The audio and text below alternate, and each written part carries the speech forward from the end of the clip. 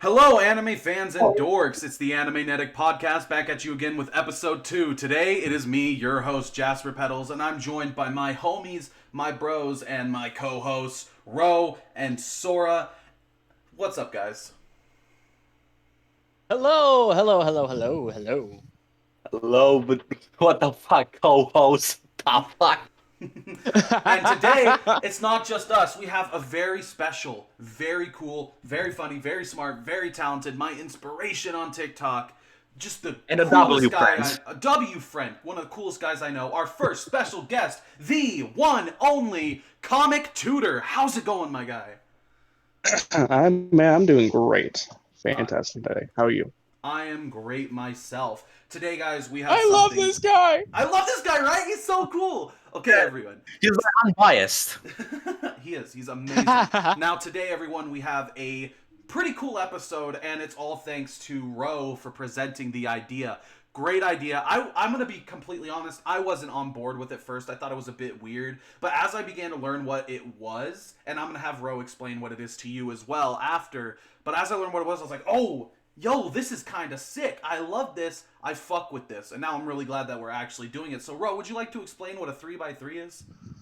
Alright, so 3x3. Basically, it defines your taste of anime. So we got anime, manga, and for some of us, webtoons. We combine them all together into a 3x3 format. And it basically defines your taste because when someone says, what is your favorite anime? That changes all the time. One day, for example, you're gonna like Mob Psycho, the other day you're gonna like ReZero is your favorite. That changes all the time. If you put all of them together into a 3x3 format, which is the 9, which is that like closely says like what your taste is, what you like, that this can help other people understand what you like as well. So it's a good thing to do. If as anime fans, as video game friends, and anything at all. Sorry for stuttering. Oh, you're fine. you're good. Dude. So you said you spun the wheel to decide who goes first. So Ro, why don't you announce our very first what do I call you? Announcer of your 9x9. Ro, take it away. I'm spinning it. I was not expecting a drum roll.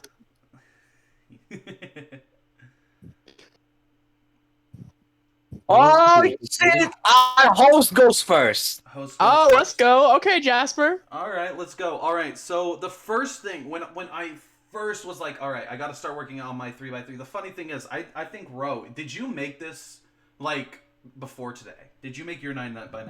I mean 3x3 before today? Sure, it was one of my earliest videos that I did on March last year. All right, so you've had it for a while. The thing is, I'm gonna be honest, and I'm gonna call them out as well. Me, Sora, and Comic Tutor, we slacked. We made ours 2 hours before we recorded this, and we even revised it. I revised it literally like 10 minutes before we started recording. But when I first started making it, and when it was first announced what it was and I learned what it was, I already knew what my first pick for my 9x9 was, and that is Trigun. Now, I think, W. yeah, right? I have you guys all seen Trigun? Yes. Man, Vash is one of my favorite heroes.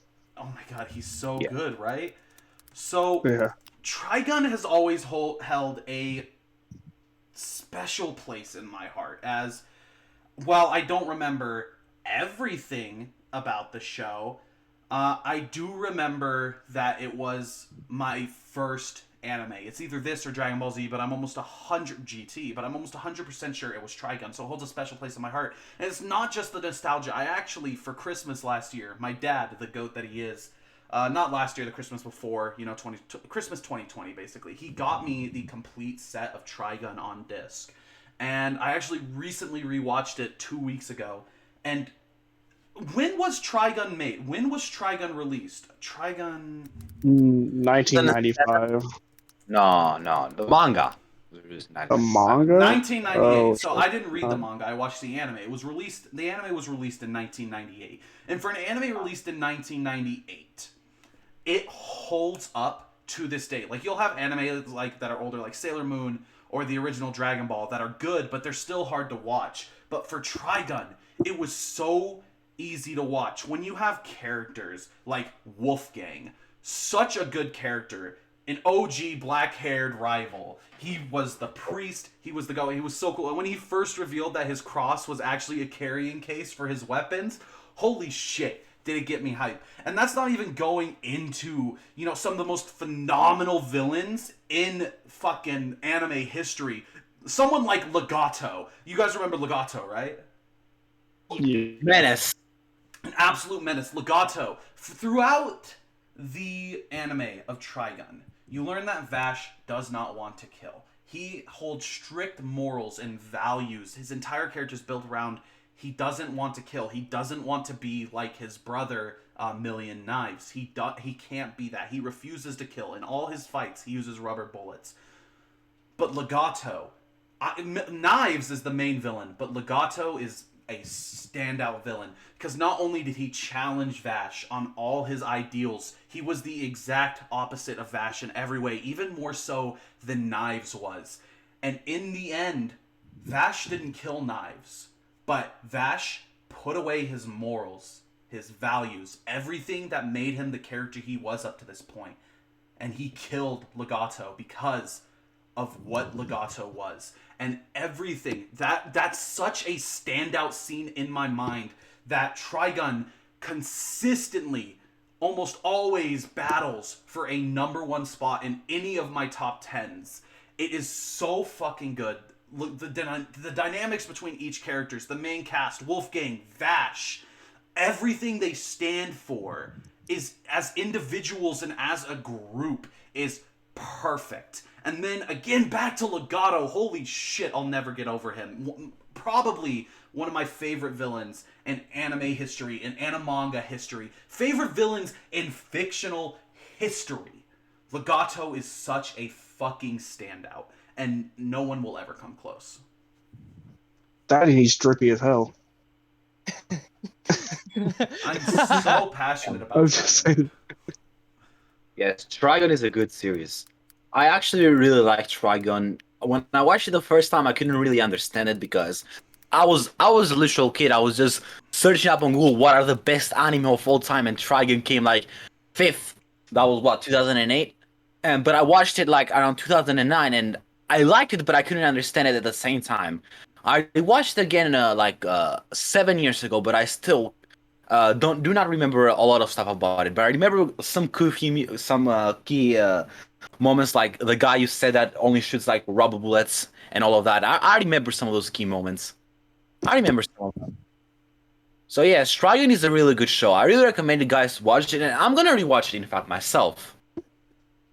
And also, let's not doubt the homie Wolfwood. Oh man, he Oh, his saved name was Vash so many Wolfwood, times. not Wolfgang. I feel like such an ass now. Yeah, no, you're good. It's hard to it's easy to mix them together. This ain't Mozart, bitch. This is a priest with guns. Yeah, big old gun too.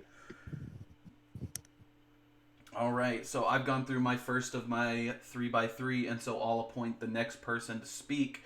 And, you know, since we're on, you know, host, why not pass it to the host of last week's episode? Ro, you're up.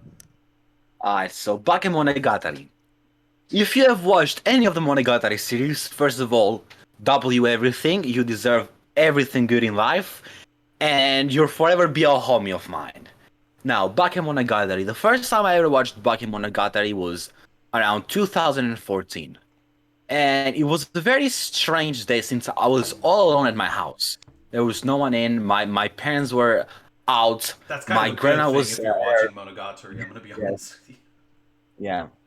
My brother was staying over at his friend's house, and my grandma was at her own house, like, which is like 5 other cities down, so like 4 hours away.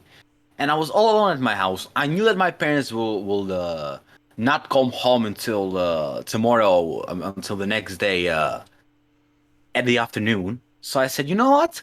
Let me watch this series that one of my mates said, the Monogatari series. So I pulled up a watch shoulder, since, you know, it's a little bit hard to understand where to start, you know. And I said, someone said Bakemonogatari. I'm pretty sure it was a Reddit post. And I decided to start watching it. I started watching it, and I fell in love. I fell in love with the series.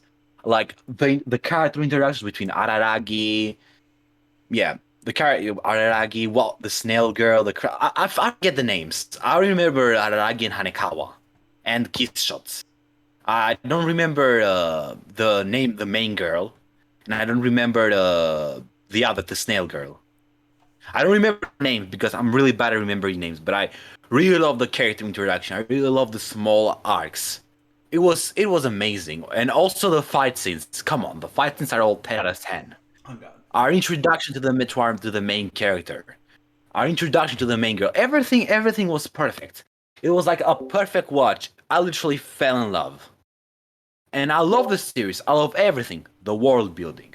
Everything that happens into it. It's amazing. I know people like the Doxu Monogatari series and like they call it, oh my god, the Peter Gattery series, the toothbrush scene. First of all, shut the fuck up. Why do you always have to mention the toothbrush scene? Out of all the scenes in the entirety of the Monogatari series, why would you have to mention the worst scene? And best scene at the same time. But still, the show is not about pedophilia. The show is about stories. I know it's kind of cliche to say accepting yourself, trying to overcome things. And Araragi, come on, Araragi is a W main character. Can you all agree with that? Araragi is probably one of my favorite main characters. Yeah, exactly. I've never seen the anime, but I mean, if you're like hyping it up, I might as well put it on my watch list. Then. Be very careful Yes. going in. Like it's a phenomenal anime, but it's really fucking weird. Like back to the toothbrush scene. Is I hate to talk about it, but there's an entire scene of Aragi and his little sister, and he's brushing her teeth, and they're both just getting off to it. Yes. It was very weird. And when the other sister came in, oh my god. It was funny, horny, and questionable at the same damn time. Yeah. Not too much so. So yeah, that's all I have to say about the Monogatari series. But something else, please, guys, watch the Monogatari series. But if you cannot get through the first episode, don't watch it. It's not for you because it's a show very hard to understand. It's a very hard show to understand. It's a very hard to follow because the tests go by like mist. Like you have to have like a PhD in reading just to follow the Bakemonogatari series. The Monogatari series in general. Yeah. Just looked it up. Apparently, Karin, the guy who plays Karin, also plays Saki K. That's actually pretty cool. All right, Ro, who do you nominate to go next? I nominate our guest. All right. Well, hello. All right. My number one anime in terms of just like what I like the most out of anime and manga entirely is Ancient Magus Bride.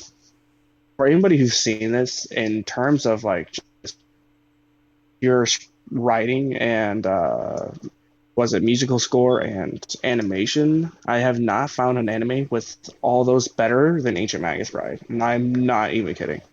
I've seen hundreds of anime, and this is by far the most aesthetically pleasing and story-driven anime I've ever seen.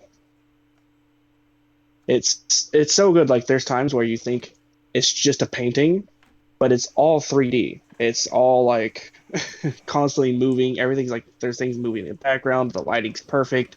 The music is perfect, and like a friend of mine like said like the best way to describe Ancient Magus Bride is it makes you sad horny for like 30 episodes.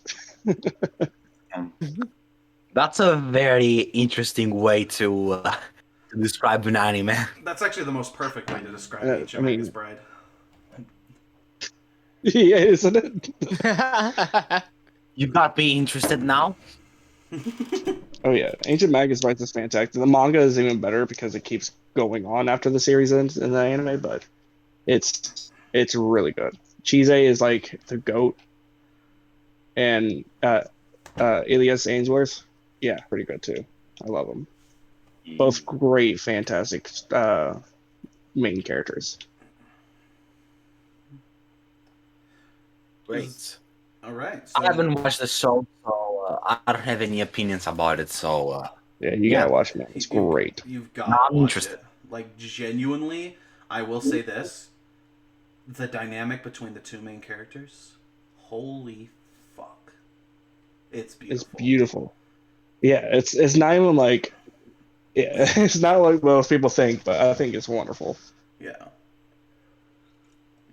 Not as beautiful as the story of Redo of You. Oh, come on now. You always mention Redo of Healer. Listen, Everything I was gonna put it on my 3x3, but I knew I'd have to defend Redo of Healer, and if I do that, I'm gonna get hated on. I can't. I just can't. I can't defend Redo of Healer.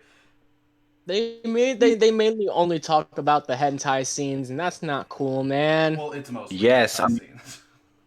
Yes, it's mostly hentai, but still. Yeah, The story is good. The story It's like a story. I'm just like the people only like really ever talk about the hentai scenes, which is like you're doing this anime dirty, bro. Like there's so much more to the anime than just the hentai scenes, man. Exactly. Yeah, and like There's like there's more. actually, fuck it. I'm replacing one of these in my 3x3, and you'll see which one later. But right now, Sora, tell us about your first pick. So this anime right here, as of current recording, is my number one absolute favorite anime. I have recommended this anime to my sister, my girlfriend, a lot of my friends. I've even recommended this anime to Ro, actually, and I think Ro knows exactly what I'm talking about. We are talking about Mob Psycho 100. Oh, That is my a W. God. That is a W. Probably, this is just my opinion. This is just my opinion. Probably the best written new gen anime of all time. W. My opinion. But That's your top three, yeah. That's fair. oh yeah, like I just gotta. Oh, where do I even begin? Let me start out with Mob himself, and then I'll work into the other characters. And there's just so many great characters. So let's start out with Mob, right? So we kind of see Mob's character progression because at first he is this character who he shies away from his abilities. Well, first off, it's very similar to One Punch Man at first, right? Got this very strong character who one-shots a lot of his enemies, one-taps a lot of his enemies. Like Mob, he hunts spirits because he's an Esper and he can exorcise spirits, but normally he would like one-shot them because he's the strongest Esper within the verse. However, Mob kind of tries to shy away from his powers for different reasons than Saitama would try to like find a different opponent that could actually match him in power. It's because Mob is more focused on trying to be like normal. He's trying to be popular to impress the girl that he really likes. He's trying to he joins the body improvement club because he wants to improve his body. He just really wants to be a normal kid. But, you know, there are all these like Espers and Claw who are trying to take over the world that Mob inevitably has to fight. But Mob at first is so against that because of the morals that he learned from his sensei Reagan, which is do not use your powers on other people. Don't use your powers on anyone that isn't a spirit. And Mob kind of has an internal struggle with that for a little bit, but eventually he was like, I don't care. This guy is beating the crap out of my brother, so I had to fight all of these guys to save my brother. And I think that's one thing that the fans don't really, well, some of the fans do, but there are some fans that don't. Mob's love for his family. He loves his family, loves the hell out of his brother, his mom, his dad. He loves his family. So it's kind of one of those things where like Mob was willing to drop his morals if it meant that he was going to save his brother. Gotta love it. However, there's also like Mob was still trying to like get away from like being like I can't be like divined by my powers. I need to improve body because at first he saw his powers as a curse. He saw them as a burden. And this is heavily noted in season 2 in the Mogami arc, which, by the way, best arc in the entire series. Exactly. Mogami arc is top 10 arc. I love that arc so much. At first, Mob sees his powers as like a burden, like he was cursed with them. Like they were the one reason why he couldn't really stay talking to. I forgot her name, man. Oh, what's her name? Tsubomi, yeah. Tsubomi. Yeah. It was one reason why like Tsubame wouldn't talk to him anymore, because she's seen his power so many times that, you know, she was like, this is kind of boring actually. I see this all the time. So Mob was like, all right, let me try to be popular and get more fit, try to impress this girl. So he always saw his powers as like a burden. That, and there was this one traumatic scene where Mob thought that he hurt his brother because he lost control of his emotions. And his powers went out of control. And when he came back into consciousness, he saw that his brother was hurt, and he thought that that was his fault. So he really did not want to use his powers on normal people. However, when it came to the Mogami arc, Mob had a realization. He was like, I'm in this realm to save someone. Maybe that's why I have these powers. Maybe I'm supposed to use these powers to protect people. Rather than letting these powers be something that holds me back, rather than viewing them as a curse, maybe I should view them as not so much of a blessing, but a tool to allow me to help people out.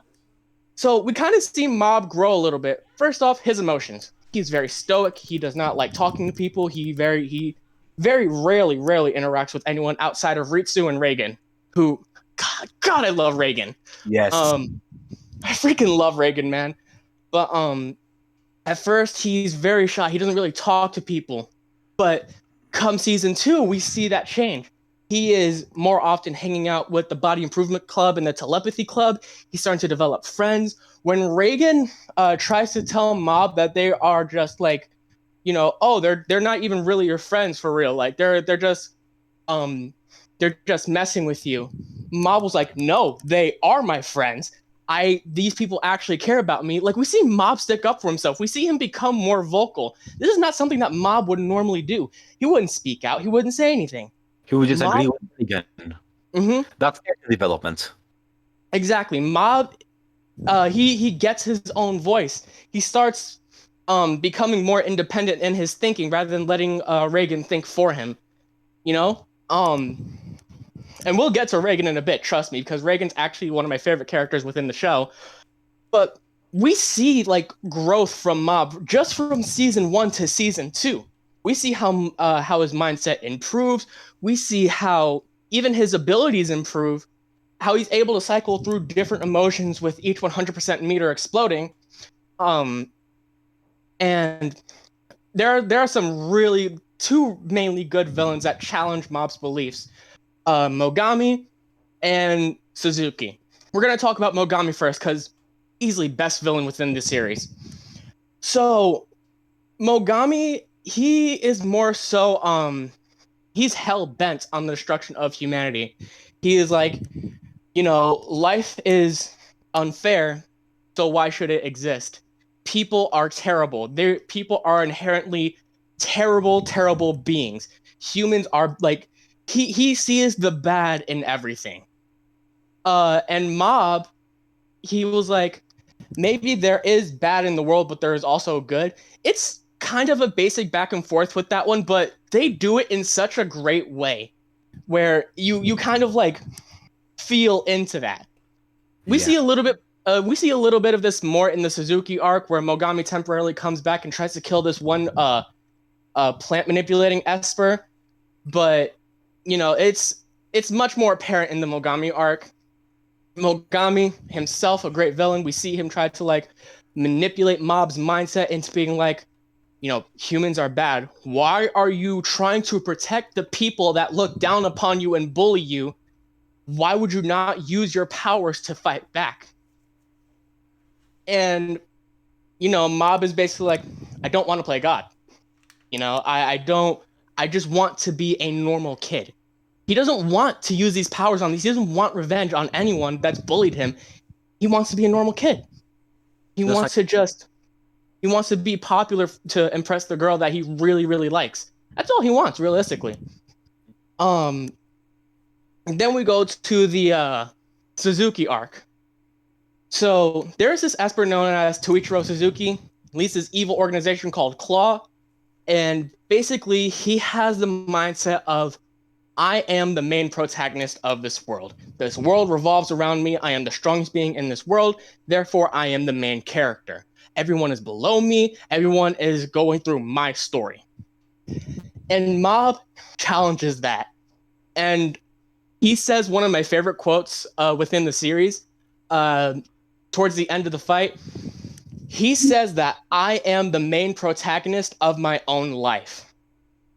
He's basically, in summary of like the moral of like the entire story, nobody is special. Now that might sound harsh at first. That might sound really mean at first.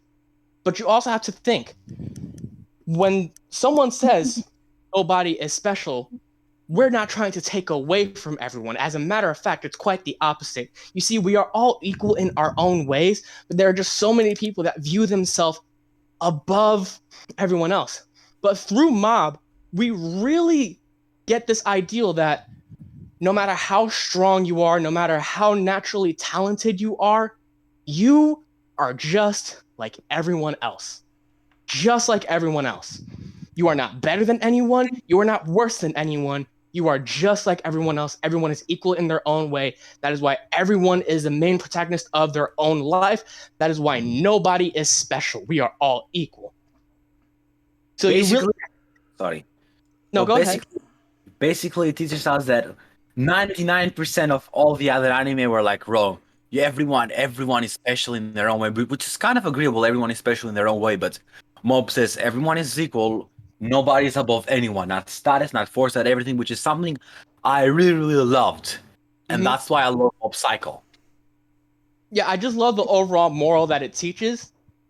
And it's different from One Punch Man in a way that also, I love One Punch Man, by the way. It's different because, Saitama, he doesn't really like being strong because he hasn't had a good fight in a long time. It's mainly what he's looking for, really. Saitama, his struggle, he's depressed. He's depressed because he doesn't know what it's like to feel anything anymore. He doesn't feel emotion. He doesn't feel pain. He doesn't really feel anything. Saitama is depressed because he can't feel anymore. And I'm going to go into a little bit more of that later. But in contrast, Mob doesn't like being this strong because he doesn't view himself as that strong. He doesn't want to view himself as that strong. He wants to view himself like everyone else on the planet. He wants to be normal. He wants to prove that no matter how strong you are, you're not better than me. I'm not better than you, and no one is better than each other. We are all equal. I think that's the main thing I love about Mob Psycho 100. I think I've gone on for a little bit too long, so I'm just gonna pick a person. All right. Before you even move on, I need you, because I don't think you touched upon Shinji. Shinji? Oh, yeah. Yeah. Hold on. Shinji. I'm trying to remember who that is. I'm sorry. It's been a while. Okay, how about Toichiro? Torichiro? Yeah. Oh, no, we could definitely talk about Torichiro. So Torichiro is basically his views were the opposite of Mob's, right? So basically, like I said earlier, he was basically like, I am... Oh, wait. Did you mean to say Keiji, not Shinji? No, I was talking about Shinji, but let's talk about Hold Toichiro instead. Okay, my fault. So Toichiro, he was basically, like I said, he was the opposite. He pretty much had that opposite mindset of like, I am above everyone because I am this strong. If I am this strong, why should I even consider anyone else? Everyone else is below me. I'm the main protagonist of everyone's lives. I literally own the world. The world is mine to conquer. This world is telling my story just like I am telling my own story. He is basically so hell-bent on, his own beliefs that he is the main protagonist that he kind of shows, I don't want to say neglect, what kind of neglect, yeah. He shows neglect towards his family, towards his wife and son, and that kind of bothers him a little bit because as soon as his wife left, that's really when those morals kind of kick-started even more. Because his wife noticed how harsh he was being towards Sho, who was Toichiro's son. He was starting to be more he was starting to be more stoic. He was starting to be more like, overall, he was just starting to be a jerk, basically. Like, he didn't care for anyone else realistically. That showed through his actions. That's why his wife was so that's why his wife left, because he wasn't really showing the love for her or her son that he at first had. That's why she left. But in his encounter with Mob kind of changes that. Through their fight, Mob is constantly trying to prove to him, like, you're not better than everyone. You're not better than me. You're not the main protagonist. I'm not better than you. I'm not the main protagonist. We are not better than anyone else. We may be the strongest here, but that does not make us better. Now, here's the interesting thing. Toichiro almost makes Mob drop his beliefs. Mob was starting to be so convinced that he couldn't convince Toichiro that he wasn't like the main protagonist of everyone's lives, that he straight up tries to kill him. He literally says, I couldn't be a good influence on you. At this point, we both lose. And Mob starts twisting all of his limbs and everything like that. This is what I mean by Toichiro challenges Mob's beliefs. He challenged them to the point where Mob felt like he couldn't even convince him anymore. Toichiro was really so like powerful and so confident in his beliefs that Mob was like, there's no saving this guy. I gotta take him out. I'm gonna hate myself for it, but I gotta take him out. Granted, he doesn't actually kill him. He goes back to trying to convince him later, and he does so successfully. But it's that moment right there where you see, like, he's starting to get to him. He's starting to get to Mob. He's actually in his head.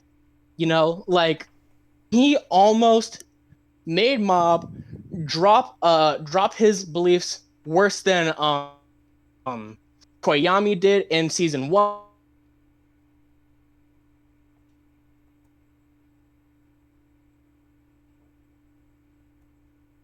What?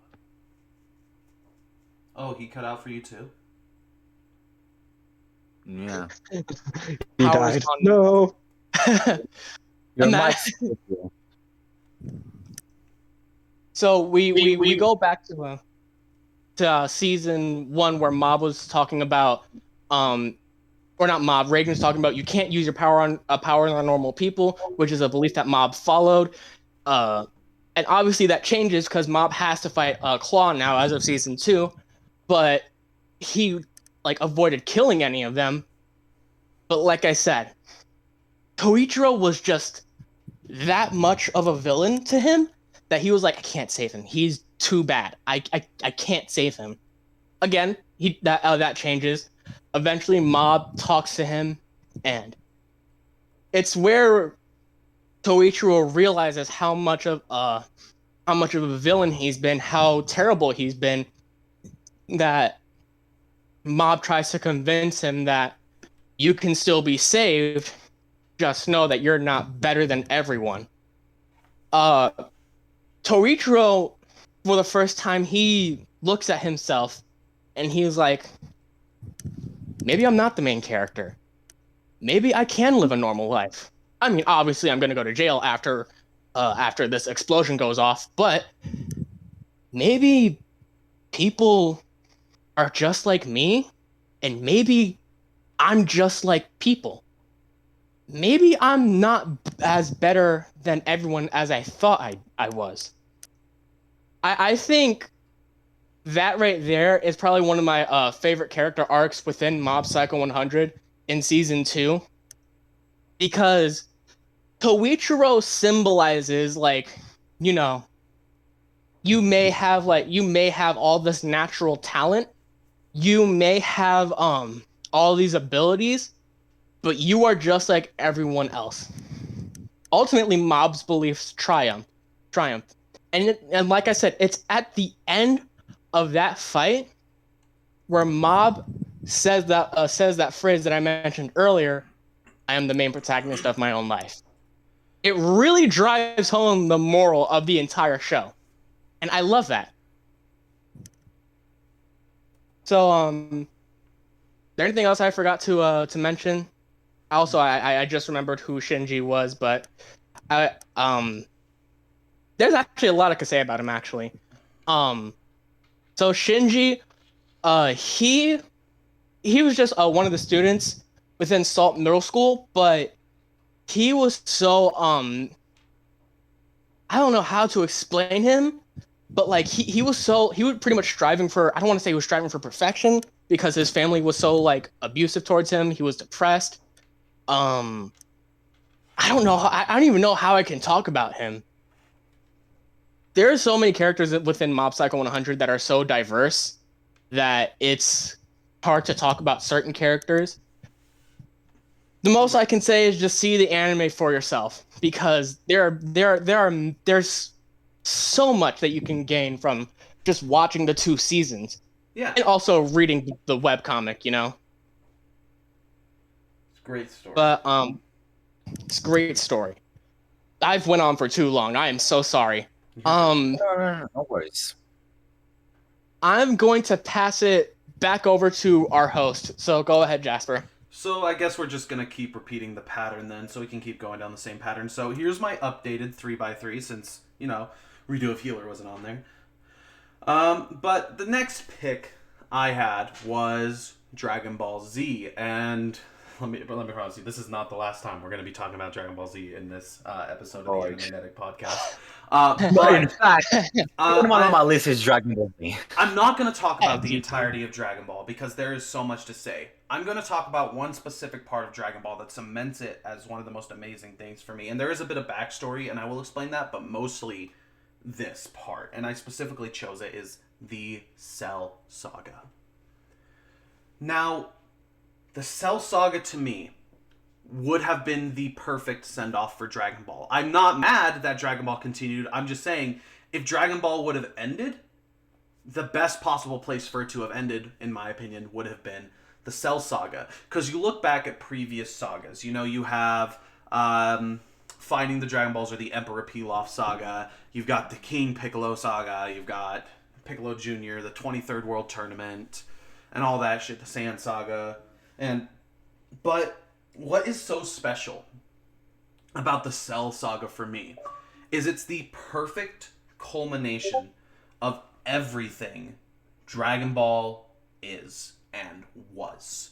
Because when you have a character like Cell, who literally is the very culmination of every fight the Z Fighters have ever had, every enemy the Z Fighters have ever had, every ability the Z Fighters have ever had, it was Cell. And it wasn't just that, oh, it's literally just them fighting their past and whatever. It wasn't just the past. It was opening up the future. Because with the return of the Red Ribbon Army, you don't just get, oh, it's just a bunch of characters from the past. You get a new enemy, the androids. You also get a peek into the future. So not only with the Cell Saga are you dealing with the past of Dragon Ball, but you're also dealing with the future of Dragon Ball, which is where Trunks comes in.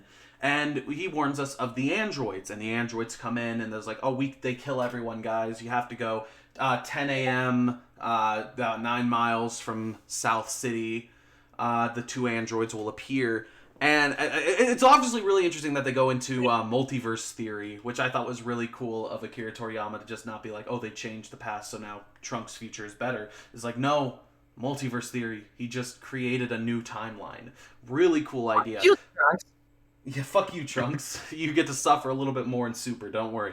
But you have this, you have it dealing with, yeah, you have it dealing with Dragon Ball and the past, while also dealing with the future. So you have enemies that are the future, Android 17 and Android 18. You have androids that were never meant to be, Androids 19 and Androids 20, and Android 16. And then you have the past. Cell. And everything about Cell was so perfect, because You think like he cuts No pun off? intended. Yeah, perfect. Yeah, it's perfect. He is perfect Cell, because what it is Cell is the past from the future, absorbing the future that is meant to be. He absorbs androids 17 and 18 to achieve his final form. He's not only representative of the future of Dragon Ball, but of the past of Dragon Ball. And it's perfectly culminated in, it's not just him that represents the past and the future, but also Gohan. At this point in the series, we've seen so much of Goku and what Goku has done that the main character becoming Gohan was so far left field, but it was so good. The development Gohan goes through, from being this whiny little bitch boy to probably one of the coolest characters in the Dragon Ball series.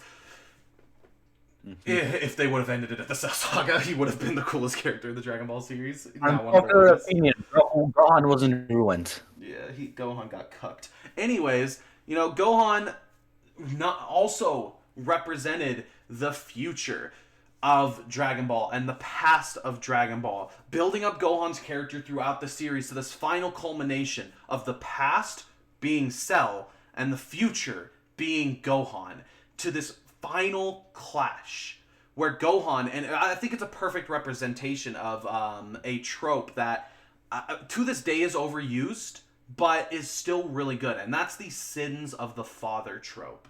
And that's what Cell versus Gohan is. It's the sins of the father. Everything Goku had done up to that point is now laid onto Gohan's shoulders so he can push for the better future, where Cell is just...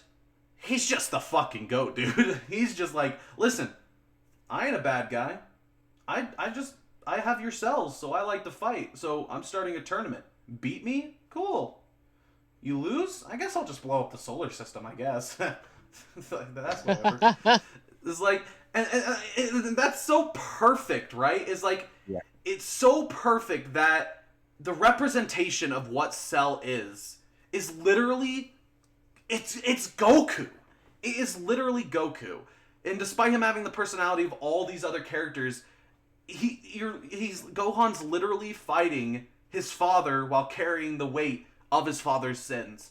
And that just cements Cell Saga as one of the most perfect sagas or arcs. Cell is not Goku. Yeah. He's Kakarot. He is. And it just cements Dragon Ball. Like, other arcs can do the same, but I want to talk about the Cell Saga specifically because it's my favorite, and I think it is the best Dragon Ball arc ever, and cements it in my 3x3. Now, following the pattern, we return to Ro. Alright. The second one for me is Dragon Ball as well, but specifically the Frieza Saga. Now with the Frieza Saga, you will say the Frieza Saga was so... It wasn't good at all. It was elongated. The Frieza versus Goku fight was like for 4 hours. First of all, I want you to shut up. That's a pacing problem because at the time the Dragon Ball manga and the Dragon Ball anime were close with each other. That's why they elongated the episodes. At least they didn't put filler in it. Naruto, Bleach. But yeah. It is a very good arc. It's basically the beginning and the end of Dragon Ball. Because it's literally what started Dragon Ball. If Frieza didn't destroy the planet, well, Goku would not come to Earth.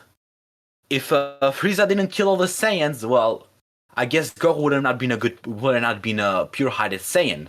Even though that changes in Super, but that's not the point. The point here is Frieza is Space Hitler. He's racist, he's everything bad, he manipulates everyone, he manipulated Vegeta, even though Vegeta already knew that Frieza killed his entire race. But that's not the point. The point here is that Frieza is the beginning and the end of Dragon Ball. Even the Cell Saga. The Cell Saga is good. The Cell Saga is not my favorite arc in Dragon Ball. It's second. My favorite arc in Dragon Ball is the Frieza Saga because, again, of what it represented. Goku lost his best friends. A lot of death happens. They went to the planet of Piccolo because everybody thought Piccolo was like how to say, a bad guy. Was like a demon, but he was from another planet. He was an alien. We learned that the Saiyan Saga, which again, the Saiyan Saga it's big Dragon Ball as well. Like the Cell Saga and Frieza Saga go hand to hand by me. It's like perfectly. It perfectly like lined up to this exact point. And even Akira Toriyama said himself, he wanted to end Dragon Ball at the Frieza Saga because of what it represented and how good it was. Like we hear about this legend since Vegeta was like at a different planet. He said that they can create Super Saiyans. They are how to say crossbreed Saiyans. It holds the potential of Gohan, everything. It just holds up to everything. And how they ended the fight, like Frieza should have died there. Frieza should have died at the freaking Namek Saga. He should have not come to Earth. That should have never happened. The Cell Saga should have never happened, but it happened, and it's a good thing that it happened, and I really appreciate it. But from my opinion, the Frieza Saga and the Saiyan Saga go hand to hand. Then comes the Cell Saga. Then comes the other arcs, like Goku Black arc, then the Piccolo Saga in OG Dragon Ball. There is so much to say about Dragon Ball. There is so much we're gonna say. It's literally the greatest anime of all time. It influenced all the other shonens. It influenced not the big three. It influenced the shonens in the mid-90s. It influenced the new gens. Every shonen writer gets influenced from Dragon Ball, and that's a fact. We can all agree on that. All facts, no cap. Like literally, everyone has to praise Dragon Ball. Yeah, that's fair. Yeah, I like Dragon Ball a lot, actually. Yes, like without Akira Toriyama, Bleach would have not existed. One Piece would have not existed. Naruto would have not existed. Like Akira Toriyama gave a good word to Bleach to come out, and it's a good thing that Bleach came out because Bleach is goated. Akira Toriyama said a good word about One Piece, and One Piece is out, and One Piece. It's one of the greatest stories of all time. We can all agree on that. Like the expansion that One Piece goes, it's amazing. And I didn't even notice in himself that Dragon Ball is a classic and modern masterpiece. And how Dragon Ball Super right now is carrying, even though it started being bad in its legacy, but now it has gave the legacy of Dragon Ball justice, and I love how the granola arc and everything is going with Dragon Ball. So thank you, Akira Toriyama. You are a good writer, and now it's time for our co-host. If you guys have anything to say about Dragon Ball, I feel like Super is a little bit underrated, if we're being honest. It is. Yes. I really do like Super a lot. So, alright then. Yeah, Our co-host. Yes. Oh, okay.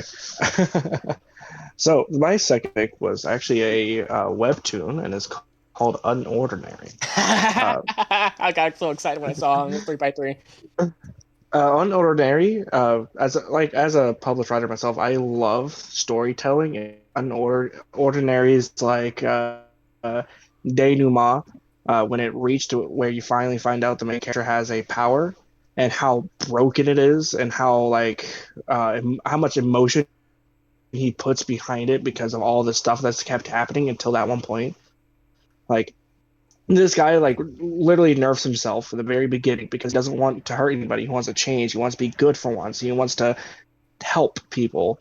And he found the strongest person in the school, and they end up being best friends and whatnot. And then one day she leaves for a week, I think, or maybe a month. I think it was only a month. But the second strongest, he keeps messing with him in little ways that he doesn't know, like breaking his phone, messing with his grades, keeping him awake at times, just bugging him, and develop very viciously. And ever since then, it started you start seeing the decline of the main character's health, John, and his mental health, I would at least say. And it wasn't until Seraph came back he was actually able to regain his will. And right now, where the series is, it's going back up in terms of just storytelling, and I'm just really in love with this story. It's fantastic. All the characters are likable. Even the characters that you hate are likable. It's just a really good series all around. All right. So that leads to you, Sora. All right. Yep, we're going. All right. Okay. So, the next anime I'm going to be talking about, it's another new gen, and it's one that some people may have seen like pictures of the MC, but like overall, not nobody, but there are not a lot of people that really know about this anime. It's called Kimono Jihin. So Kimono Jihin follows this young boy known as Kabane, and basically he is a variation of a ghoul. Basically he is this kid who has like these ghoul-like abilities that are kind of kept under control by this little charm he wears on his neck. If the charm comes off, he turns like this weird. He turns like a monster, like this his ghoul variation of himself. But at first, in his first home, he was kind of seen as like a monster. Everyone was picking on him, having him do everyone's chores. He was always the one left out. Then I never remember how to pronounce his name, but I think it's Inugami. He comes by and he's like he's here on a mission to take out a certain ghoul. But then he starts talking with Kabane behind the scenes, who at the time they were calling him Dora Tobo or something like that. It basically means dirt, because he's always getting dirty because he's always doing everyone's chores. But he starts talking with him, and he's, for some reason, to this family's surprise, he is very interested in this kid. He wants to learn more. He's constantly talking to him and everything like that. Because first off, talking to him is kind of in line with his mission, because he's telling him about all the ghouls and everything that have been coming by. And it's not until he meets Inugami that he really finds out that he kind of can't die by normal means because he's a ghoul. It's kind of like Tokyo Ghoul in the sense where they have special weapons to kill ghouls. It's kind of like that, a little bit like that. He can't die by any means because he's a ghoul. But basically, what ends up happening is after he finishes the mission, he pretends to kill Kabane, right? And even Kabane thinks he's going to die. He shoots Kabane, and Kabane, he's unconscious, because he was actually assigned to kill Kabane himself. However, he sees a lot of potential in Kabane, so he doesn't actually want to kill him. So he fakes killing Kabane, and Kabane wakes up in Inugami's van, and they're actually driving to his office, where we see these two other kids with special abilities just like Kabane. I forgot their names. I think one of their names is like Akira, and there's this other one I can't remember the name of. But basically, pretty much he finds like a new home in this office, and it's great. It's great. The dynamic between all the characters is great. I would recommend the series. It's actually really, really good. Like really, really good. He basically Kabane kind of finds out about emotions and stuff that he didn't really get to learn when he was living with, I think it was his aunt, because his parents he thought were dead, but apparently Inugami knows where they are, and we're gonna start seeing that in season 2. But season 2 hasn't come out yet, by the way, but I am excited for it. But overall, it's a great show, great series. We get to see some growth from Kabane himself. He's learning more about himself and his emotions, and we're gonna see him actually more about his past and everything in season 2. But overall, just a great and also underrated anime. It's really good. Yeah, it's really good. I agree with that. You guys should watch it in one of my most popular videos. It's up on my channel about that series, and when this guy over here, this Kingdom Hearts jerk off over here, when he saw it, he was like, "Oh shit!" He got that excited. No, Literally, I love a lot of. First off, I love Kimono Jihen. It's actually my second favorite new gen, but I also love like the lists that we have. I've seen like certain things on each 3x3, which I'm not gonna say what they are because I don't want to spoil it for later. But like, there's some these lists are like very top tier. Yeah. Oh, also, I just looked this up. I did not know this, but Ancient Magus Bride has a season 2 coming out, and I'm Oh, that- excited. yeah. Ooh. Yeah, it looks amazing. Let's go. Let's go. Now back to our host. All right. Now I'm gonna say this very fast because I'm noticing it. Is we've gone over the first two of each of ours, and I'm gonna say it. We're already about an hour into recording. Now, Yeah. if this pattern keeps up, this is going to be about 5 hours long. So I'm thinking, Jesus. at this point, we don't talk about the story and just briefly summarize why we like it. Yes, Okay. in fact, that would be perfect. That I think I actually like that. Yeah, that what I was thinking because it would have been half an hour for each, so it will be just 2 hours an episode and maybe some extras 2 hours and a half. Yeah. That's what I was thinking the whole time. All right. I take responsibility for talking about Mob Psycho 100 for too damn long. Okay, we're gonna talk about the story if it's our favorite anime. That's when we're allowed to talk about the story. I already had my favorite anime, so I'll be good on that. All right. Yeah. So my third, and I actually talked about it earlier, and I'm gonna talk about it now on why I like it, is Redo of Healer. Now a lot of people hate Redo of Healer, you know, it's like rapey and all that, but there's a lot of themes that are dealt with in Redo of Healer, and I'm not gonna talk about the story. As I said, we're not talking about the story anymore, but one fucking guy, it's very good at making you hate the antagonists. It's very good at making you hate the world. And Yeah. one specific fucking character, the Knight Captain Renard. Oh my god! What did you just remind me? Ooh. I Oh fucking god. listen. I love Redo of Healer because of how much it makes me hate the fucking villains and begin to sympathize with the piece of shit main character. Because he is a piece of shit. He's an absolute piece of shit. Does he deserve to have his revenge? Yes, but he's still a piece of shit, and he even admits that. But the enemies, the villains, the antagonists are even fucking worse. And none, fucking none, no villain in any animanga has ever pissed me off like the Knight Captain Renard. Holy fuck. And if I keep talking, I'm gonna go on a rant by how much I fucking hate him. I can't deal with how much I fucking hate this guy. Hold The on. only villain I actually hate within Night Captain Renard is Jack from Borderlands 2. Like on. I love Jack. Handsome Jack.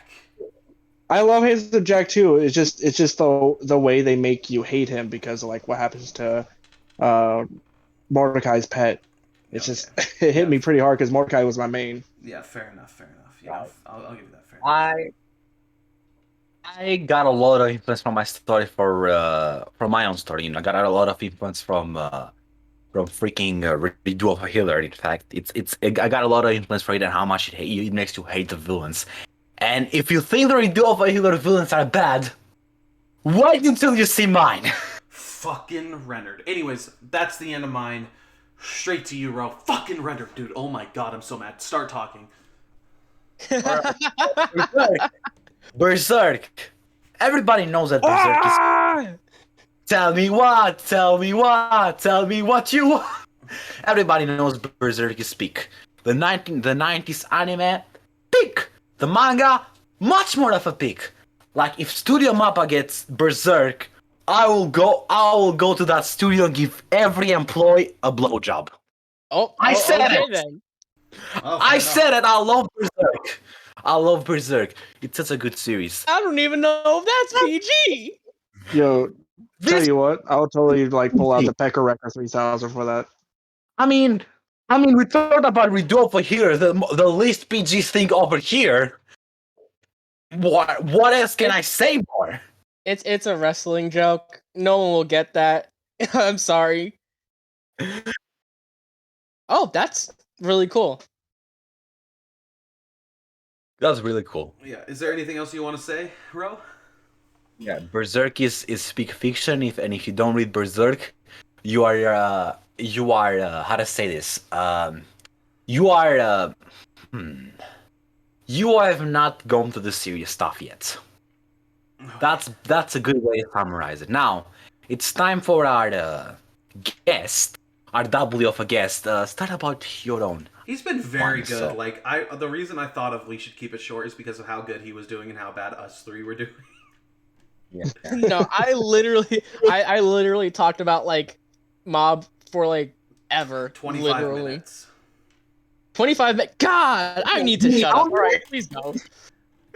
All right. My number 3, and I don't know why this one gets a lot of flack in terms of like story writing. I think is one of the best anime and manga of all time. It gets Is flack. Beastars? It gets flack because Yes! it's quote unquote W. furry.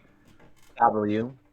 Yeah, and a lot of people who hate it don't actually watch it or read it. And if you actually would watch it, which I'm sure everybody here has, the character relations between Legoshi and Haru. what's her name?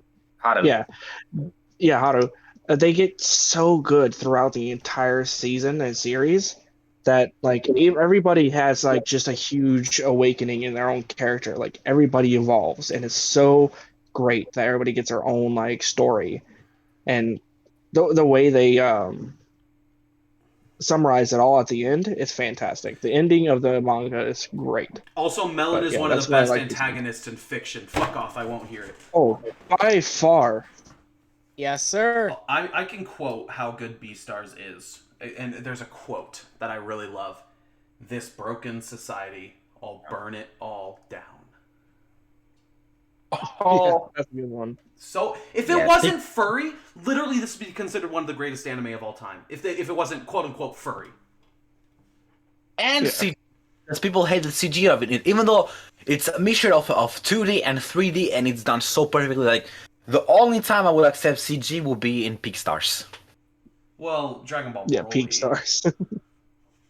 Broly, yeah, Dragon Ball Broly was actually pretty. Oh, that pretty actually peak had at some the really good CGI, and In the that's what makes me beginning? excited for the new movie coming out. Yeah, in the beginning, Oh, yeah. I want to talk about that. The fucking CGI ships and the 2D background was what some of the most stunning work of CGI I've ever seen. I don't care, bar none. Sora, you're time. Yeah. No, that's fine. Yeah, I agree. I'm excited to hear about this one, Sora. Oh. Oh wait, oh, hold on, stop. Before you go. I'm sorry, comic. Were you done? Oh, yeah, I'm done. Okay. The, in my opinion, greatest anime movie of all time. Just my opinion. Akira. I'm just gonna go into it. So, of course, I'm gonna try to summarize this as much as I possibly can. But I love, first off, we have to admit, for its time, the animation and the art style and all the visuals were beautiful. Freaking beautiful. This was like way back then. Oh my god, this was so long ago. But everything from the animation to the visuals to the character, like everything was just perfect. Akira Literally came out in just 1990.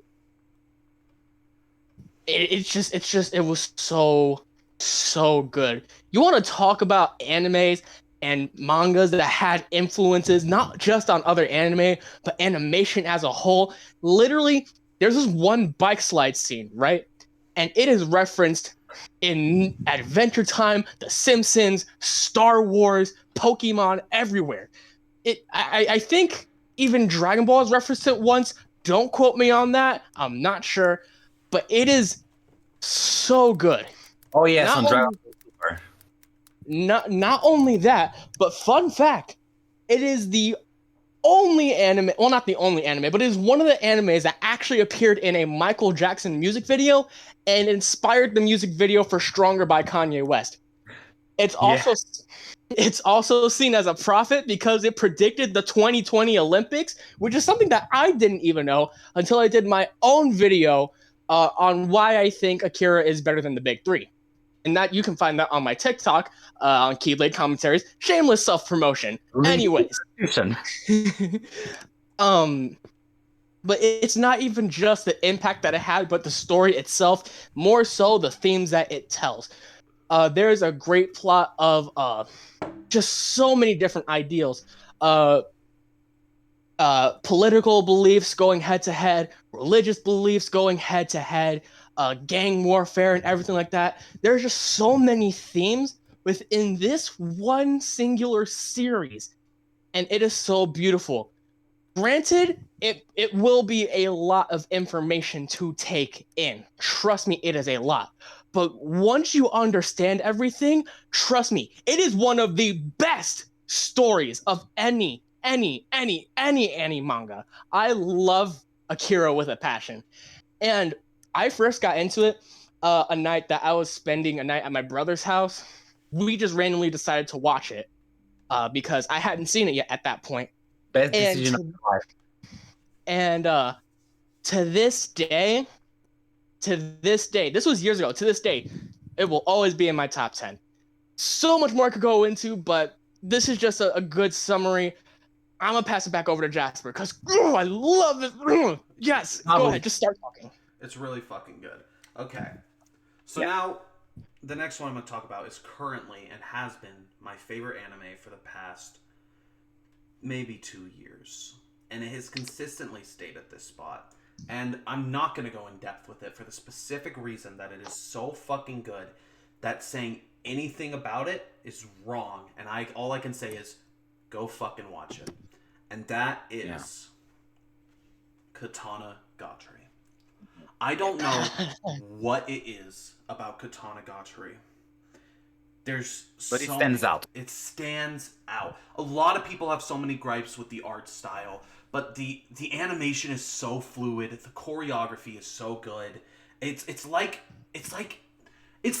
being in a fantasy. Watching Katana Gatari is as if you're sucked in. You feel like you're with the characters. You feel like you're in the setting. It's like a fairy tale of how fucking good it is at getting it. The characters, it is one of the most perfect examples of how to develop a character. It has some of the greatest themes, and a lot of people will say it's repetitive because each episode is like, okay, you fight one of the 12 sword wielders, you kill them, you get their sword, and you're collecting the 12 swords. But it's like, it's so special in how it does it that even if the formula is repetitive, each and every episode feels like it's completely unique, and you need to watch Katana Gatari. Yeah, I agree. To you, Ro. Given. What can I say about Given? I can relate to it in so many levels that I don't even want to mention because it will go for another 5 hours, but it's basically speaking really good. I can relate to almost all of the characters, especially the main one, especially what happened to the main character. And if you watched Given, you know what I'm talking about. It is such a good anime that, honestly speaking, many people don't like the anime because they consider it to be yaoi, and oh my god, I don't like yaoi, they're very good. No. First of all, stop being such a tight ass and go watch the series. And third of all, I love Given. It will forever be one of my favorite shows, one of the shows that touched me the most. And if you know me on my personal life, you will know why I love it. And that's all I have to say, because if I keep going, I'll just keep going. And now it's time for our guest.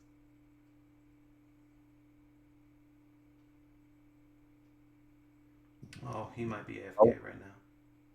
No, I'm sorry. So my fourth is Bleach. I know a lot of people don't like Bleach because I don't know, for some reason, like Jasper here. So when I first started watching Bleach, it was in like when I was really young, and I started watching anime like Inuyasha. I started watching what was some Cowboy Bebop, Big O. These are all coming on Toonami, and Bleach was one of the ones that just started, like it was fresh, right? This is before I knew what the big three was and stuff like that. And I just like the character Ichigo, and the one thing that like Ichigo does better than all the other big three protagonists is character development, and Credibility. all the other protagonists like uh, win their fights usually a lot. Ichigo gets shit stomped a lot in his own anime, and to me that seems more realistic to have like someone who's, yes, he's already gifted with a lot of powers, but he struggles through not only his own emotional drama through his mother dying and his life being like completely guided by Aizen, but like the whole emotional scenes with like even the rain itself has a very emotional feeling to it because it means something. Like every part of the anime and the manga has a meaning to it with some symbolism to it, and that's something that I haven't seen a animaga artist do since Bleach, and or at least as good as Bleach. But that's why I like Bleach so much. W. That's a W. Bleach was my first ever anime, so I agree. Bleach is great. I do love Bleach. Yeah, the fan base, on the other hand, go watch the first episode. That's a different topic. Great Yeah, callback. totally different Great topic. callback. Oh yeah, definitely. All right, I'm sorry to just wait, comic, was that everything you need to say? Oh yeah.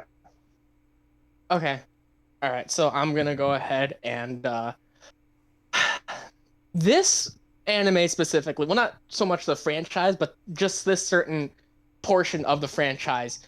There's a little bit of controversy when it comes to it. Personally, I love it. There's a lot of people that don't love it, but everyone in the fan base knows that it's a thing. It's Dragon Ball GT. I love GT, and Baby Vegeta arc. First off, straight carries. Great freaking arc. Fantastic arc.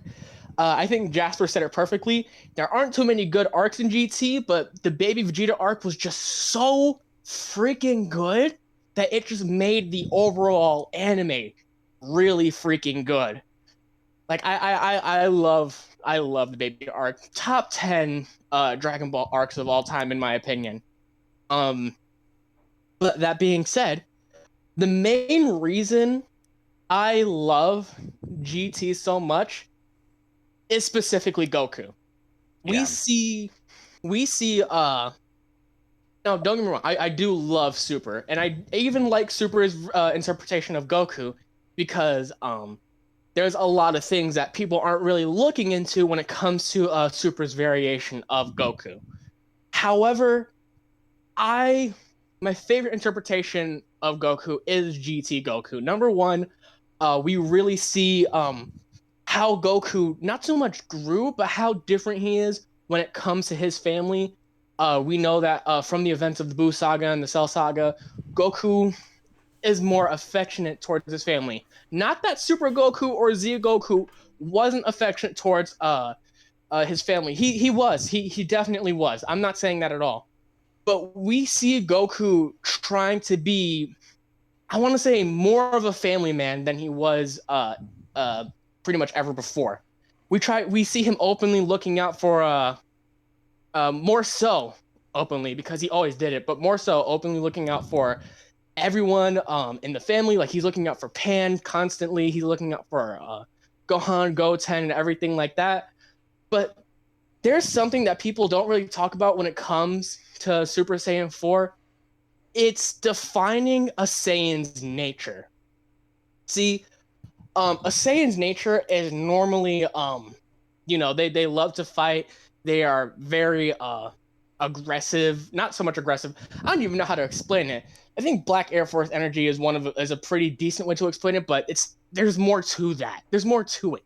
And Goku kind of shows little bits and pieces of what he would have been like had he not come to Earth. We see how Goku's attitude just becomes more menacing when he's in Super Saiyan 4. Literally, we just see how straight, godly, like, God, Goku is such a savage in that form. Literally, he tells Omega Shenron, after Shenron's like, this will be the day that you die, Goku. Goku is just straight up like, you know, you're not the first one to try that quote on me, but you just might be the fucking last. I was just like, that is sick. That is sick. That is sick. But it goes to show just bits and pieces of what Goku would be like had he not been on Earth. We get to see that more aggressive, that more menacing side of Goku. Yeah, that dark side. Thank you. That darker side of Goku. And I think that's just something that I generally enjoy. I said Bardock. How dark? I said Bardock. Oh, it cut out for me. I'm sorry. My Discord's been acting weird all day. I don't know why, but we move. But yeah, I love. Yeah, we do get to see a little bit of Bardock and Goku. Actually, now that I think about it, yeah, no, you're right. But that's what makes it so good, or what makes GT's interpretation of Goku so good. Like, yeah, there are other good characters, and their development in GT is pretty good.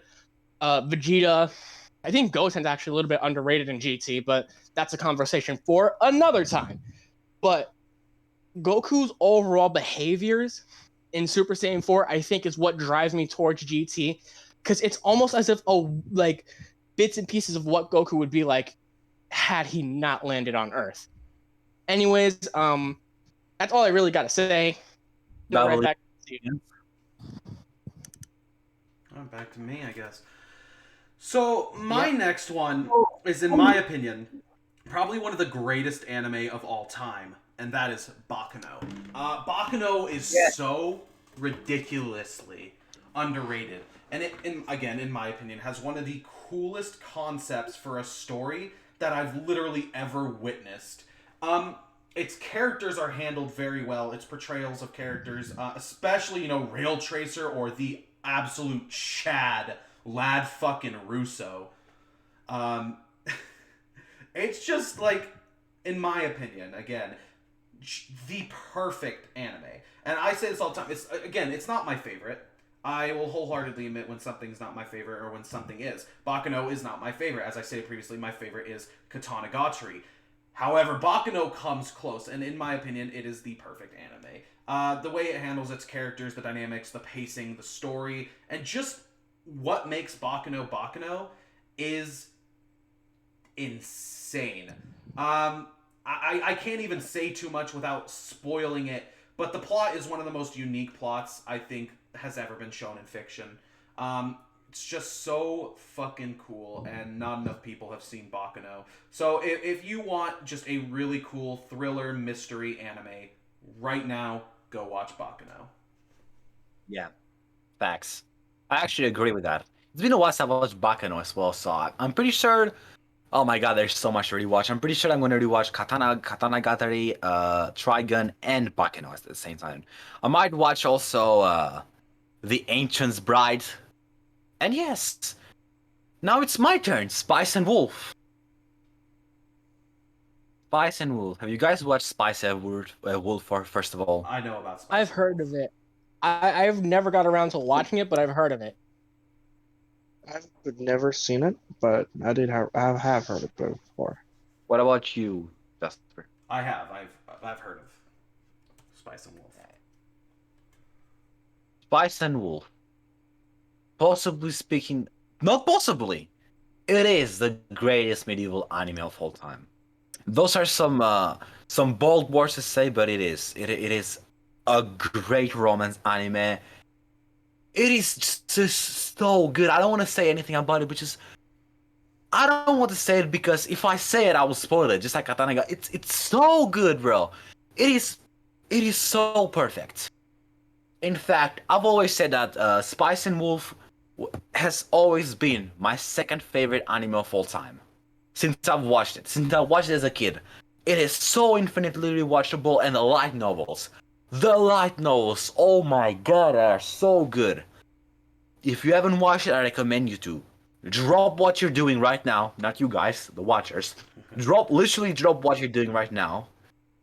Go into your PC or whatever, go into Funimation and watch Spice and Wolf. Specifically the dub of it, because the dub is much better than the sub of Spice and Wolf. I said that. It is so good. I love it. I love it. Best girl in that show, of course, Hollow. The best ever the best ever wolf girl of all time. The best ever anime girl of all time. Like, if you're liking a wolf girl would be considered a furryism, I would have called myself a furry. But anyway, now it's time for our guest, which has a big anime in it, which is One Punch Man.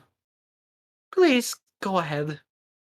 Yeah. The One Punch Man universe is actually really interesting in my opinion. I like how yes, the main character is like super overpowered, but the main thing I take away from the character is the writing of him struggling through his own depression, struggling through his own feelings, or the lack thereof, and it really highlights also all the secondary characters. Like Genos has a really good story. My Mask, even I don't even like a My Mask. He has a good story. All of them, like with the new Garo arc that's in the manga, is really, really, really good. The one thing I have to say that stands over everything else is Murata in ones, like, or especially Murata.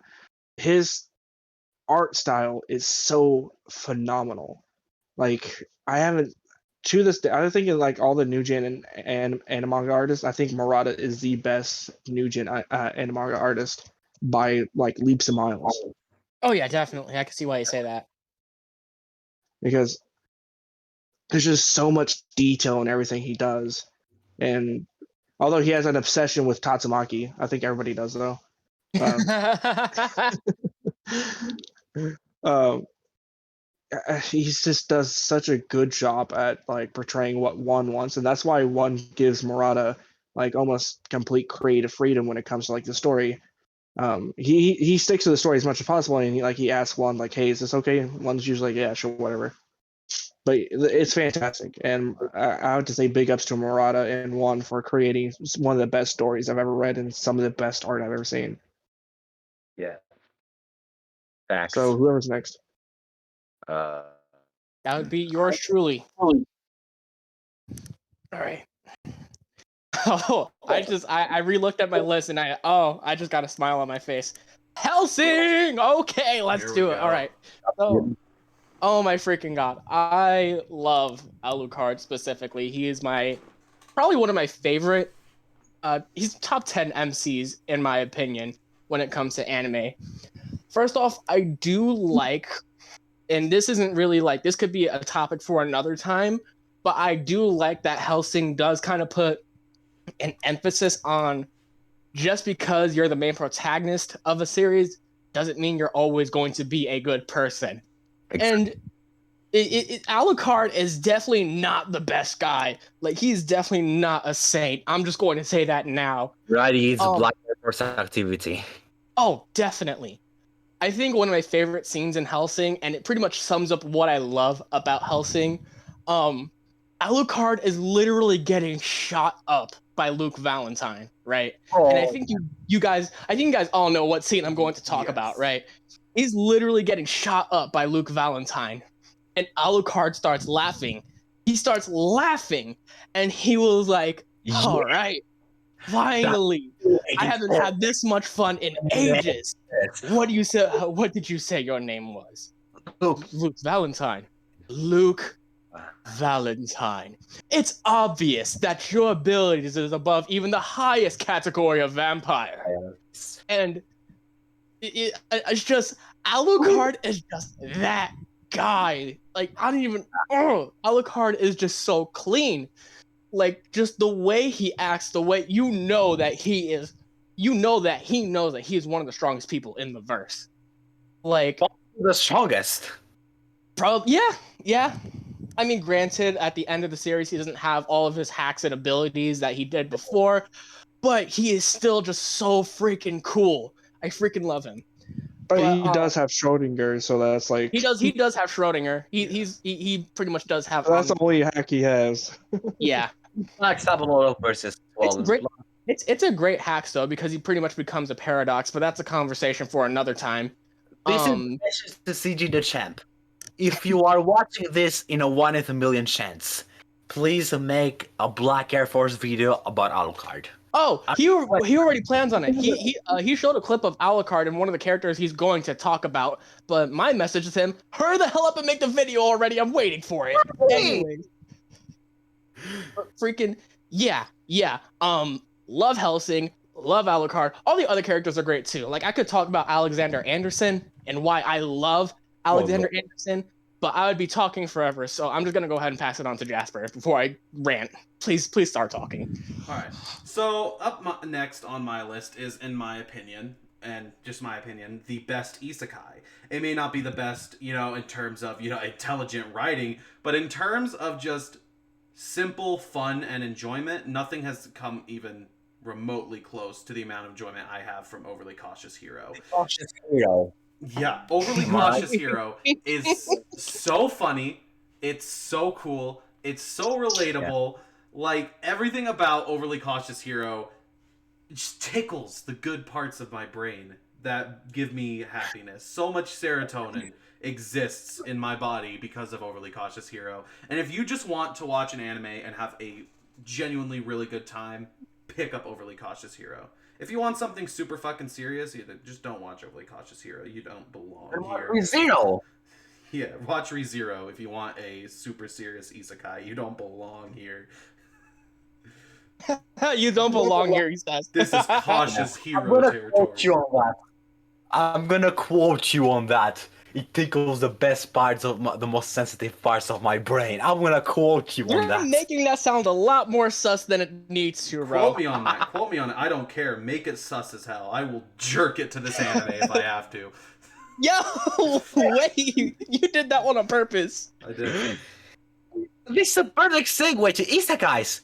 ReZero, the greatest isekai of all time. Slime fans, shut the fuck up. Mushoku Tensei fans, you are second to our throne. You're gonna stand beside us with a overly cautious hero and overloads. But ReZero has to be one of the greatest anime of all time that I ever watched. And it's in fact my favorite time. I can relate to Subaru, except for the fact that he responds. He's literally a video game character. He's literally Super Mario. He always responds. I can't relate to immortality, sadly.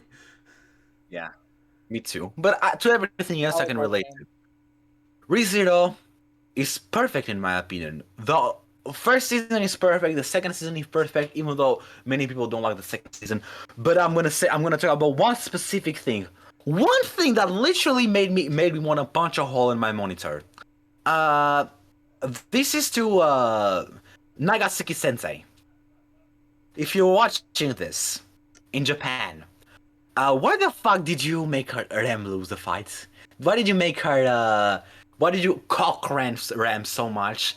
Because literally, that confession was probably the best confession in all of anime.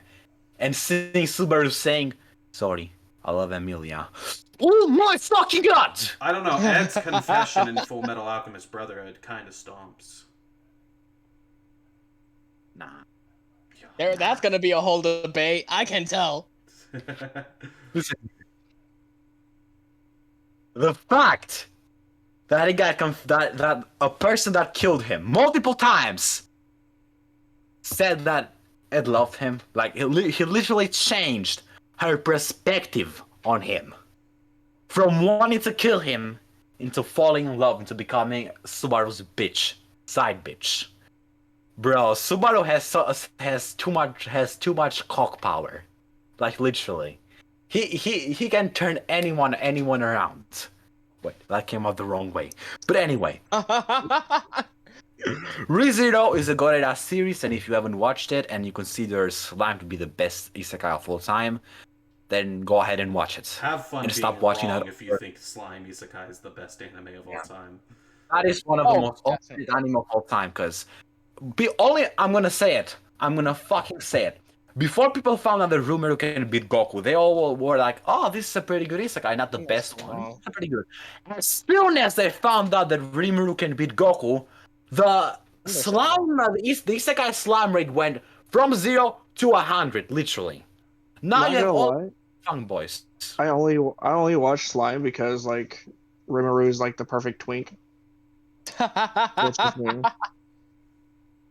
Anyway, Since you started talking, it's your turn now. My turn. All right, so Full Metal Alchemist Brotherhood. If Full- original Full Metal Alchemist was like full of plot holes, but Brotherhood is really clean. And to me, of all the animes I've seen, this one has sent more emotional feelings, like made me cry the most than any other anime. Just like the one scene where Roy Mustang goes to a funeral and says it's a terrible day for rain. His lieutenant's like, "What do you mean it's not raining?" And then you used to see him look into the sky and he's crying because one of his best friends and some of the people, one of the guys that everybody loved, although albeit he was annoying, he's like, "Oh, look at my family! Look how awesome my family is!" But then he dies and hits everybody. It's like that scene where Naruto punches Sasuke in the gut so much he loses his pupils. That's how hard it hits. It makes you feel for a character that you seemed annoying but was just so wholehearted. Plus, And yeah, go on. it was made by Bone, so automatically it's a 10 out of 10. Alrighty, it's a 12 out of 10, easy. Plus, the human dog fusion dance that they did earlier. I mean, Fusion dance dog. poor Nina Tucker. To be honest with you, that's the only thing that I remember about Full Metal Alchemist Brotherhood. Oh man, the fight scenes were great. Like, Scar was a fantastic antagonist. Father at the end was a fantastic antagonist. Truth is fantastic. One definitely, if you guys power scale, Truth is a monster in Crossverse. Absolutely yeah. disgusting. Hell yeah. Has no right to be as ludicrous as he is. Yeah, no. Like, I can go like on a 1 hour episode, 1 hour thing on like how strong Truth is and how absolutely ludicrous it is. But that's about it. Full Metal Alchemist Brotherhood. If you haven't checked it out, it's fantastic. 10 out of 10. Full Metal Alchemist. Full Metal Alchemist. Full Metal Alchemist. Full Metal Alchemist. Now, Kingdom Hearts Jerkoff is your turn. You stop calling me that before I spin kick you in your tongue. Sora is also a good twink, not gonna lie. Leave him alone. That is my son. Anyway, Your son is pretty fuckable, my guy. why? He's 17. Legal age. Wow. Especially in Japan. Y'all, I'm just gonna start talking about Berserk because y'all are doing too much. Anyways, you know what? Ro talked about. There's 2 anime where both Ro and Comic talked about these next 2 anime that I'm going to talk about. They did it better than I'm going to, but I'm still gonna try anyway. Berserk. So I'm gonna. When I was in middle school, I didn't like Berserk. I didn't really want to try Berserk. Yeah. I was that ignorant. And I'm pretty sure we all had that phase when we were younger, where we were just ignorant. We didn't want to try anything. I was a stupid teenager. But as I grew older, I was like, I'll give this a shot. I will give this a shot. And I love the contrast that in the beginning of Berserk, in the Golden Age, that the contrast that Griffith and Guts had. Guts wasn't really afraid to like fight dirty and everything like that. Griffith was kind of like the symbolism of like everything good, quote unquote, which definitely changed later. But like at that time, Griffith was seen as this like noble, nice, handsome, strapping hero. That's how they viewed Griffith. Griffith was basically like a god to the Band of Hawk. Meanwhile, you have Guts that comes in, and yeah, Guts had friends. Guts had people that cared about him, but like he was so different. He was different than Griffith. He fought dirty. He wasn't so like open to everyone. Guts was different. And I think that's what made Griffith and Guts bounce off of each other so perfectly in the beginning of Berserk. And there are a lot of themes that go into Berserk that I'm not gonna lie, there's some deep crap, but honestly, Berserk is probably another one of the most iconic anime Similar to Akira, it's actually in the same video. I did a video talking about why I think Berserk and Akira are better than the big three, which another shameless promotion. Follow Keyblade commentaries on TikTok. But anyways, so the thing with Berserk is that there's so much impact. It's inspired a lot of stuff in Doom, which if you're a Doom fan, you better be thanking God for the existence of Berserk, because without Berserk, your game wouldn't exist. Rest in peace, Kentaro Miura. Yes, rest in peace. The author was freaking great. Love that man. He may God have his soul. But freaking, if you're a Doom fan, thank Berserk for the existence of your game. And if you're a Dark Souls fan. Yes, I was about to bring up Dark Souls 2. I mean, like, also Dark Souls, not just Dark Souls 2. Dark Souls has also admittedly taken a lot of inspiration from the game. So much so that you can even play as Guts in one of the games. That's something that I read up on. But overall, love Berserk. It definitely is one of the most iconic and inspirational, not inspirational, but like, it inspired so many other genres of fiction, not just anime, but fiction in general. Also, Guts, in my opinion, is probably the best MC to do the whole big sword trope. Anyone can fight me on that. Anyone's moving on to death. Yeah. Our host, wake up, please. Yes, it's your turn. I'm just listening. I was like, he said that pretty well, you know? His Guts is so goated in every section of the anime community. I think, like, the one thing the anime community agrees on is how goated Guts is. Oh, yeah. Literally only thing people can agree on in this fucking community. Anyways, my next one... Isn't, again, like Dragon Ball, is it going to be the last time we hear about this series? Record of fucking Ragnarok, dude. Holy fuck. Listen, for a long time, I stopped reading manga. I wasn't interested in it. You know, I didn't want to read manga. I was tired of it. I work too much now. There's no point in reading manga anymore. And then my friend, Pretty Boy Kai, he said, dude, have you seen this new anime? I was like, what do you mean new anime? It's like, it's called Record of Ragnarok, bro. Check this shit out. And I read the manga. And it blew my fucking mind. I felt like a fucking child again. I had never experienced as much joy as I have in reading Record of Ragnarok. And I get a lot of people hate it as like, oh, it's just Tournament Arc the anime. I don't give even the slightest fuck. Exactly. It is so fucking good, and it has almost no right to be as good as it is. And I'm never going to stop reading it, and I will reread it till the end of the day. Phenomenally choreographed fights, great detail in character, and even if you only get to know a character for like 10 chapters, you learn to fucking love them. Great example, Hercules. Won't tell you why, but love Hercules. And fucking love Record of Ragnarok. Yeah. Yeah, Record of Ragnarok, go speak fiction. Now, for the horny people! For the girls! The man of culture! Golden Boy. If you have watched that anime and if you read the manga, you are a man of culture. Why'd you laugh like that? Got it. Every edgy thing. Got it. Every boob size. Got it. Every story arc. Got it. Every episode. Got it. Okay, Mario. It is so good. Got it. It's a got it. Let's go. Let's go. Golden Boy is a golden. Alright, let me stop.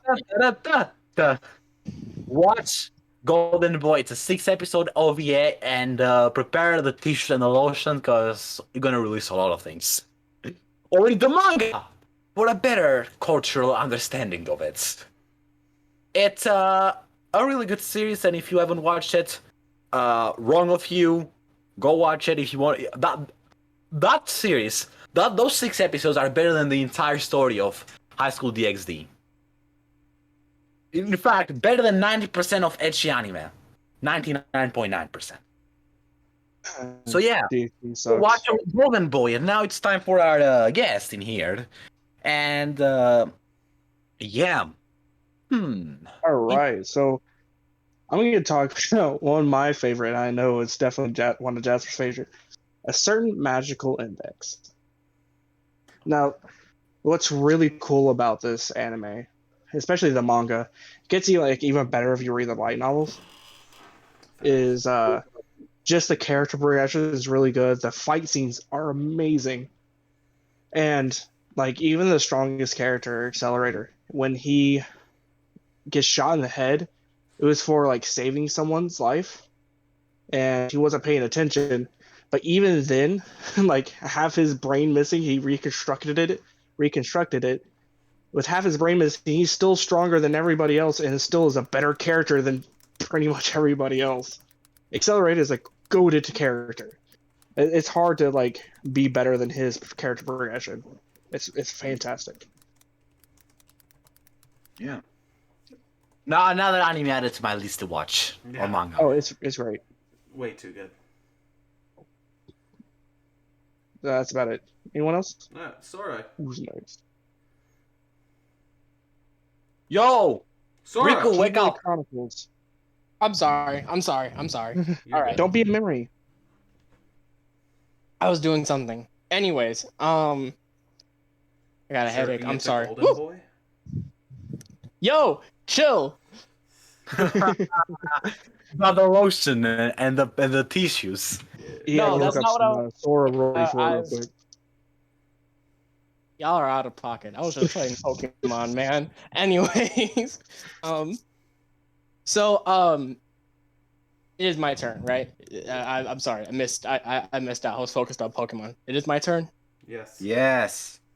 Okay, it's my turn. All right. So much like I said earlier, this anime was already talked about, and Comic actually talked about this anime way better than I'm going to. God bless America. One Punch Man, right? So I God. can't. I think Saitama is actually like a really deep MC because just like Comic said earlier, we get to really see like Saitama he's depressed, like he struggles with his depression, like he doesn't really feel anything. There's no challenge for him or anything like that within the verse.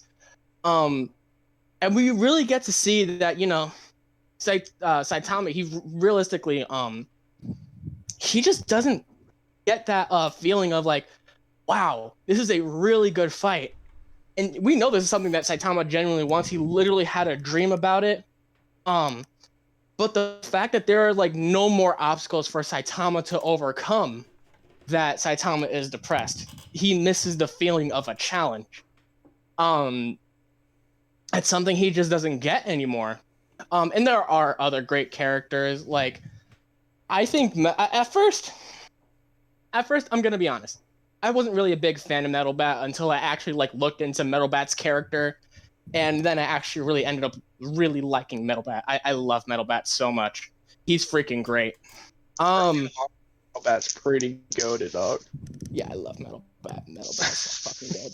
I fucking love Metal Bat. And I'm not gonna lie, the fight with it's in the manga, but the fight with Flashy Flash, Platinum Sperm, and Garo, the constellations that they make, freaking great. I love Comic already talked about this, but Murata knows what he's doing with that art style. Like, holy crap, it is so good. It is so freaking good. It is so freaking good. I can't even say anything else about it. I'm just gonna go ahead and give it to Jasper, because God, if I go into the art style, I'm never gonna stop. Right. Okay, so my next one. When I was younger, I said Trigun and Dragon Ball GT were my first animes. But that was before I knew what anime was. After knowing and learning what anime was, my first anime was this.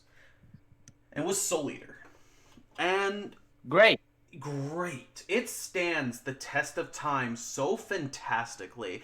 And while I prefer the manga over the anime, specifically because the ending, I still love Soul Eater. The anime, the manga, the characters, the themes, the villains, holy shit, the Kishin.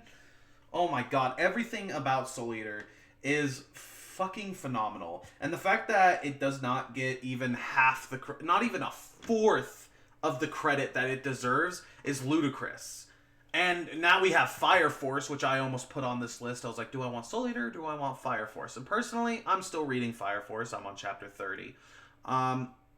It's great, but the impact Soul Eater has had on me, and to this day, it still stands the test of time. It had to be here. I fucking love Soul Eater. And if you've watched like my top 10 anime videos from last year and my top 10 anime video from this year, Soul Eater is consistently in my top 10s. Watch Soul Eater. It is so fucking good. Or read it. That's even better. But let me tell you, the art style for the manga is atrocious. Yes. Black Star is a W, by the way. Oh god. Yes, I absolutely Wait, agree. is the manga and Soul Eater worse than like the One Punch Man web to comics? No, it's not.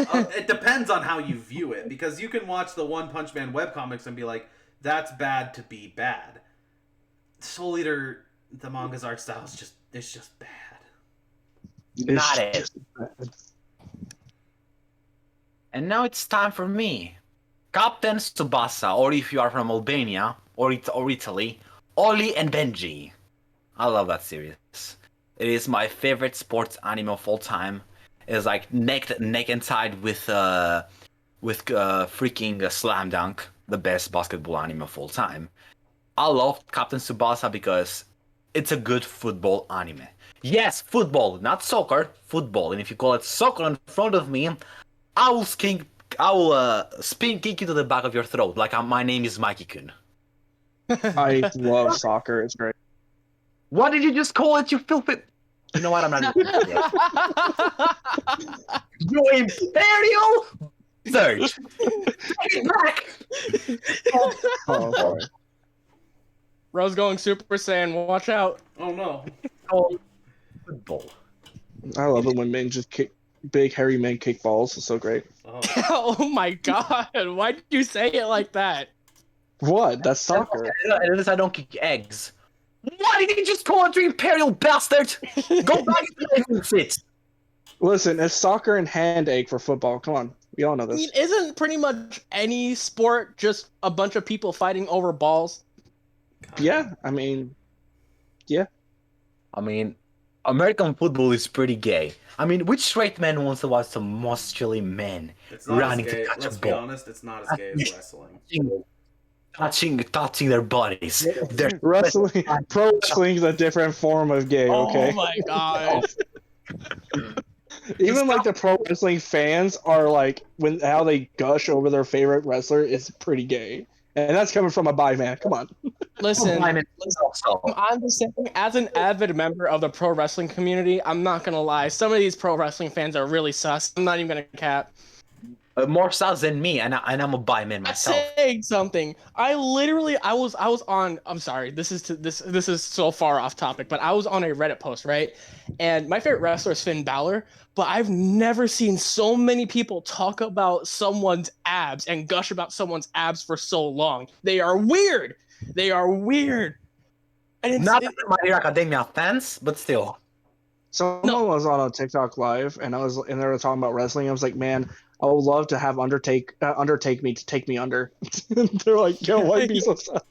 but they taking people be talking about wrestling like that. It's weird. And like I've said this before, I love pro wrestling from a theater perspective, but like so many of the fans are just weird, man. They're weird. Yeah, they are. Also fictional for any power scalers. Fictional WWE definitely has some really good goon scales. I'm just saying, but totally off topic. I'm sorry. Go ahead and continue. You're good. Wait, it's our guest's turn. Yeah. Oh shit! Oh. I get to talk about Record of Ragnarok. Yes. Let's go, comic. Yes, sir. So Record of Ragnarok. Although I've been like gushing over storytelling, Record of Ragnarok is just straight nuts to butts action. It's so good. All the fight scenes are fantastic. Adam versus Zeus is like easily the second to third best fight scene, and it's just starting off. Like all of them are great. I have not seen a single bad one. I mean, maybe the Lubu Thor one is but the rest are great. Oh god. That's the only one I didn't like as much as all the other ones. Like each one, you want to vote for the person. Like you want to pick the humans all the time because we're human. But some of the gods, like Hercules, you're like, oh, I want Hercules to win. But like one of the greatest lines comes from Adam at the very beginning, where Zeus is like, "Hey, why do you hate the gods? Is this because you just don't like us?" And he goes, "It's not because I hate you guys. Is there any man that needs a reason to protect his own children?" That got to me. I thought that was dope. And the way he just stood there like, "Come on, bitch, let's go. Let's go." From them pockets. Adam should have won. I don't care what anybody says. He should have won. Adam should have won. He technically, okay, unpopular opinion. He technically did win, but he did die first because he was moving too fast for his body to handle. But technically, he could have killed Zeus if he had more stamina. I think if Zeus's blood didn't get in his eyes, he would have been fine. Yeah. No. But yeah. Like Adam was like stronger and faster, but he killed himself. He technically won.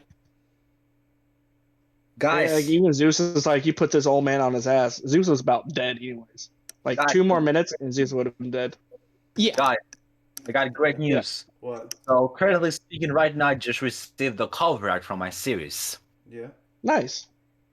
That's sick, Yes, dude. sir. I'm very happy for you. Is your series still on? Yeah. I don't know if my series is gonna be on Voice Me, but yes, guys, go check my series on Voice Me. Oh yeah, Revenge of Despair of Innocence, great series. I've read it over. It's great. That's a lie, but still, I'll it's a great definitely series. read it. All right, I've now read some of it. yeah, the beginning of it, which is the worst part, and you know why. But it's still good. But anyway, Riku, it's your turn now. It is my turn, and I get to talk about another really underrated new gen. And I the first time I seen this anime, my younger sister, actually recommended it to me. At first, I didn't really think much of it until I actually started watching the series. Then I fell in love. This anime is called Toilet Bound Hanako-kun. Basically, it is about the spirit who pretty much he is the seventh apparition, and he's pretty much like every apparition has their own role, but he has to make sure that every apparition stays in their place. Eventually, Nene Yashiro, who is a student going to the school, she kind of gets turned into like a fish by one of the spirits, but Hanako ends up saving her and being like, I could help you turn normal, and you have to wish to be turned normal, but if I turn you back, you gotta help me out.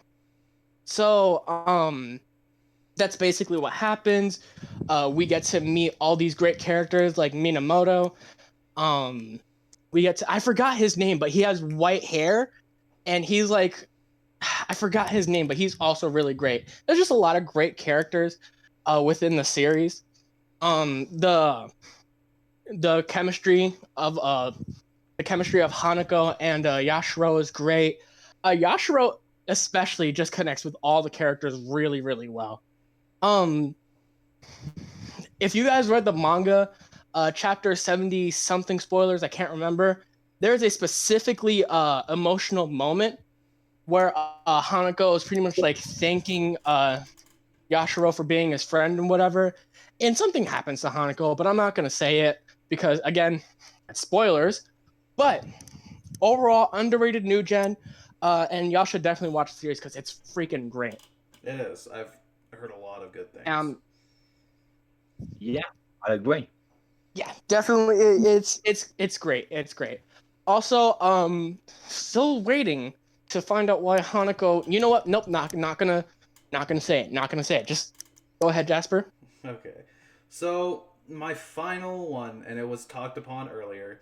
Towaru. The Towaru series in general, otherwise known as a certain magical, certain scientific, a certain dark, However you want to name it. A certain something a index. certain something. Oh no, sometimes it's a certain scientific railgun. Anyways, point is, it's fucking amazing, and the thing that makes I think Towaru really special for me is, even though I suck at it, I've always really, really loved science. And, you know, all that science is.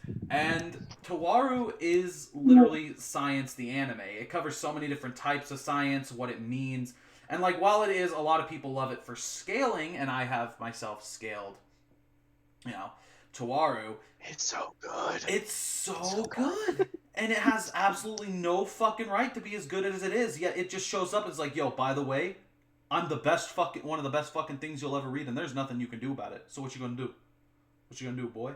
Right. Yeah, and I don't know how to handle Towaru and just its raw perfection.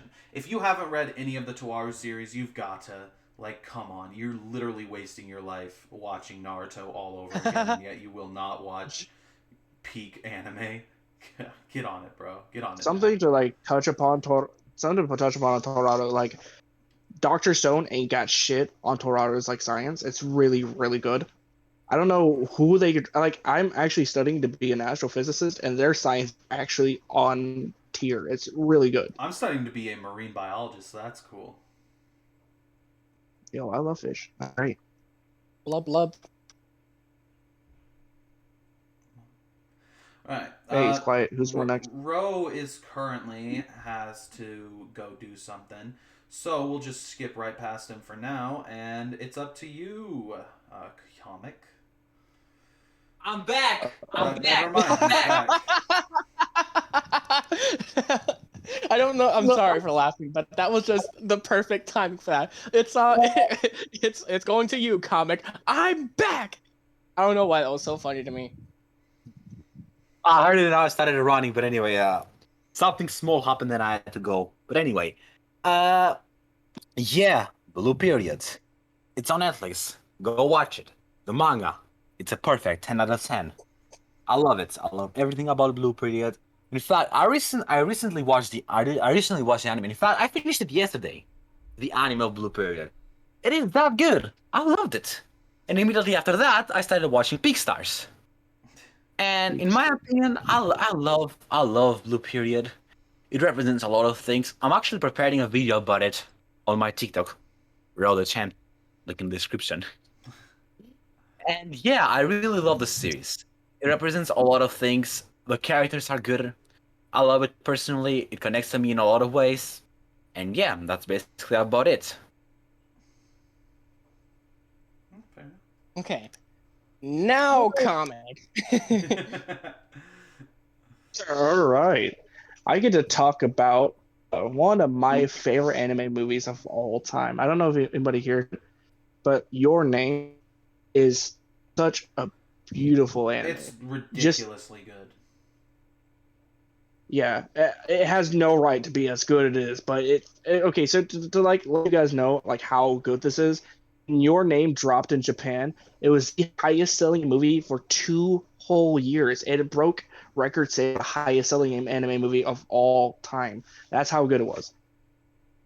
Your Name, when I first heard it, I was like, I'm not very into like romance movie anime, but after Your Name, I'm started to like watch a lot of them because I just noticed the story writing's really good on those. But Your Name's story is so good.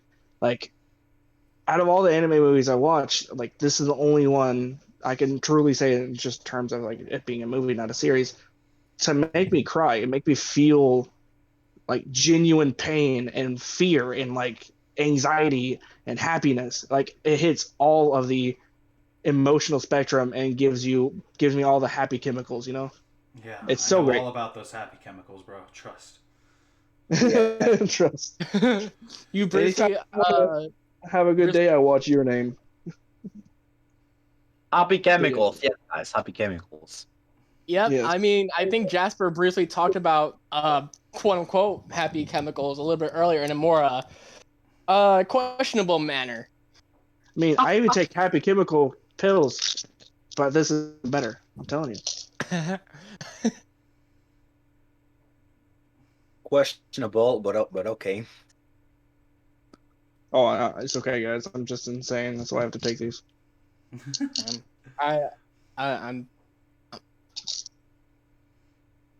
You're still cool though. I'm gonna. Thank you. No problem. I'm going to talk about So this anime is pretty like mainstream now.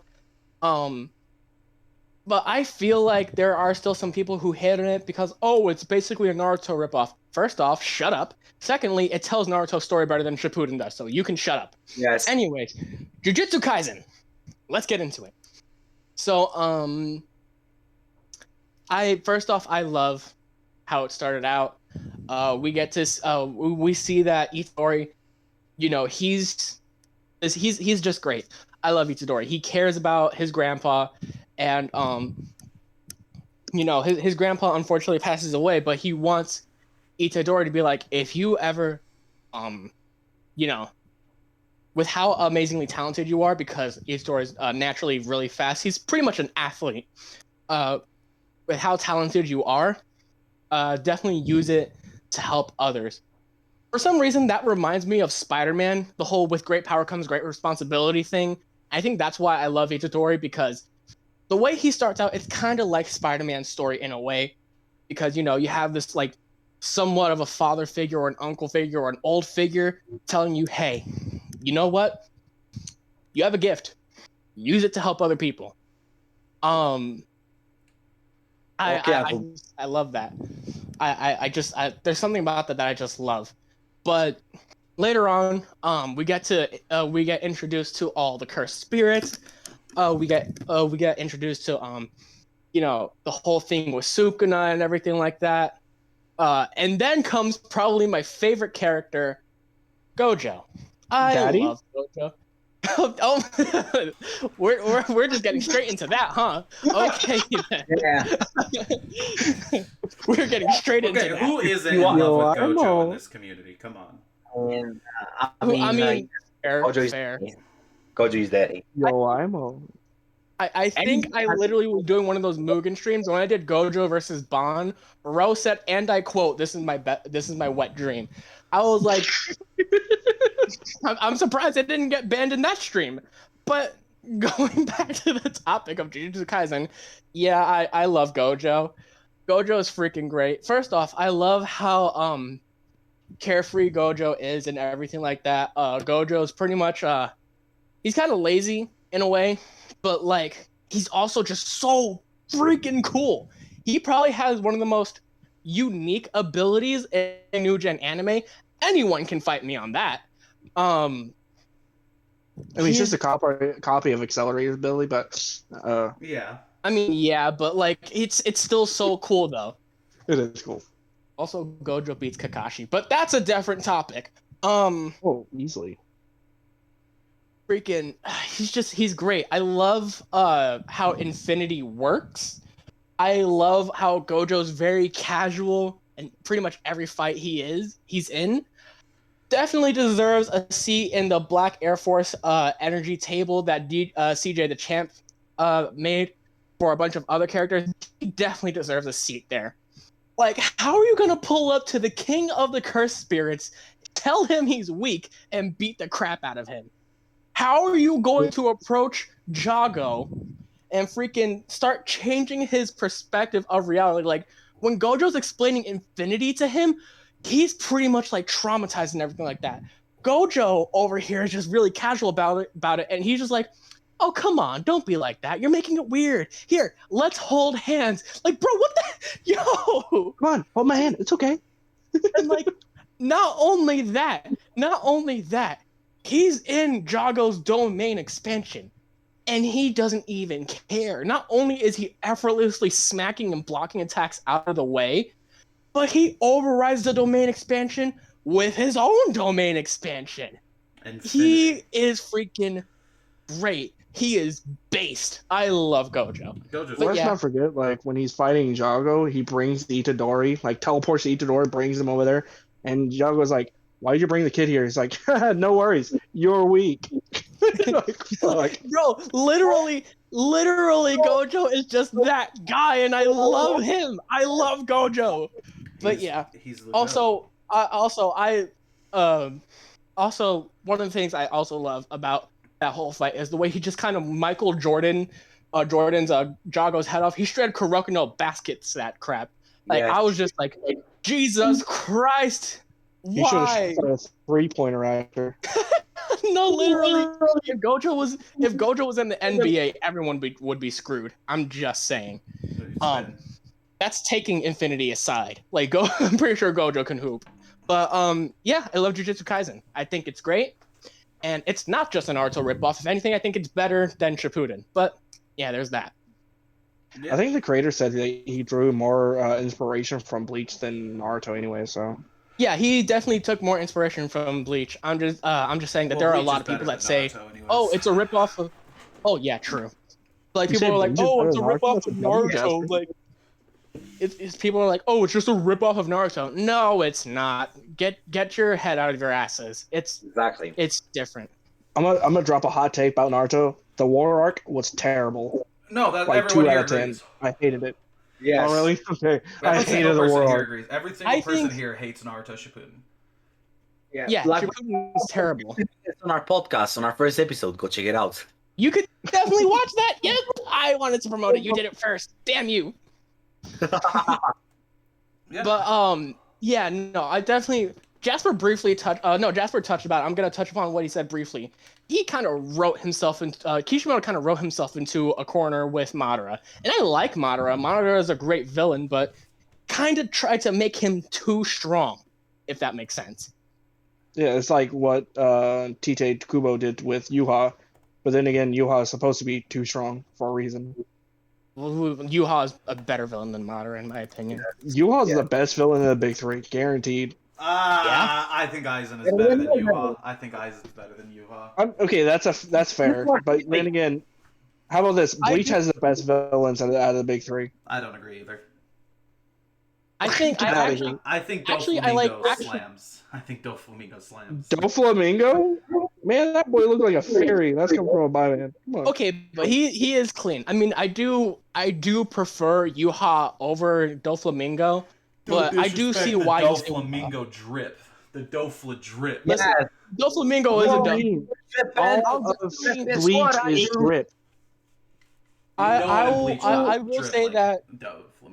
will say that Doflamingo is a better villain than any Naruto villain, and anyone can fight me on that. Facts. That's guaranteed. But listen, you can have your opinion on drip comic, but no drip in Bleach is touching the GOAT Doflamingo. Oh, I bet. Whoa. You and I will have a DM drip battle, guaranteed. Okay. Let's counter each other. One Piece drip versus Bleach drip. Bonus. Let's go. Bonus. Jasper versus the guest. Name a Bleach drip. Name Bleach drip. Name a Bleach drip. Hold on. Let me get the drip.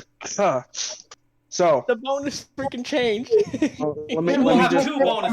We'll have two bonuses. The other one I initially named, that's a YouTube exclusive. So if you want an exclusive, a bonus, head over to our YouTube channel. Make sure to subscribe, like, comment. Tell us what you would like for us to do better. Like, subscribe, leave a comment below, and I'm not gonna say the rest of it because the video is not over. Go ahead. Yes. Oh, here I got drip right here. All you got to do is literally just Google Bleach drip. And it's some of the greatest strips in the world. That's how legendary this shit is. You can do that for every anime. Yeah, no, but you do it even better for Bleach. Just name Come a on. character in Bleach that has drip. The golden check the group chat real quick. Look at that. That's a manga Doflamingo cover. ain't That's got a manga shit. cover. That's a manga cover. That don't count. It doesn't matter. That shit don't count. That shit don't count. If you want to count manga covers, hold on. Yeah, go and show me like the really shitty One Piece Gucci combination. That was really bad. Wow. Yeah, that's right.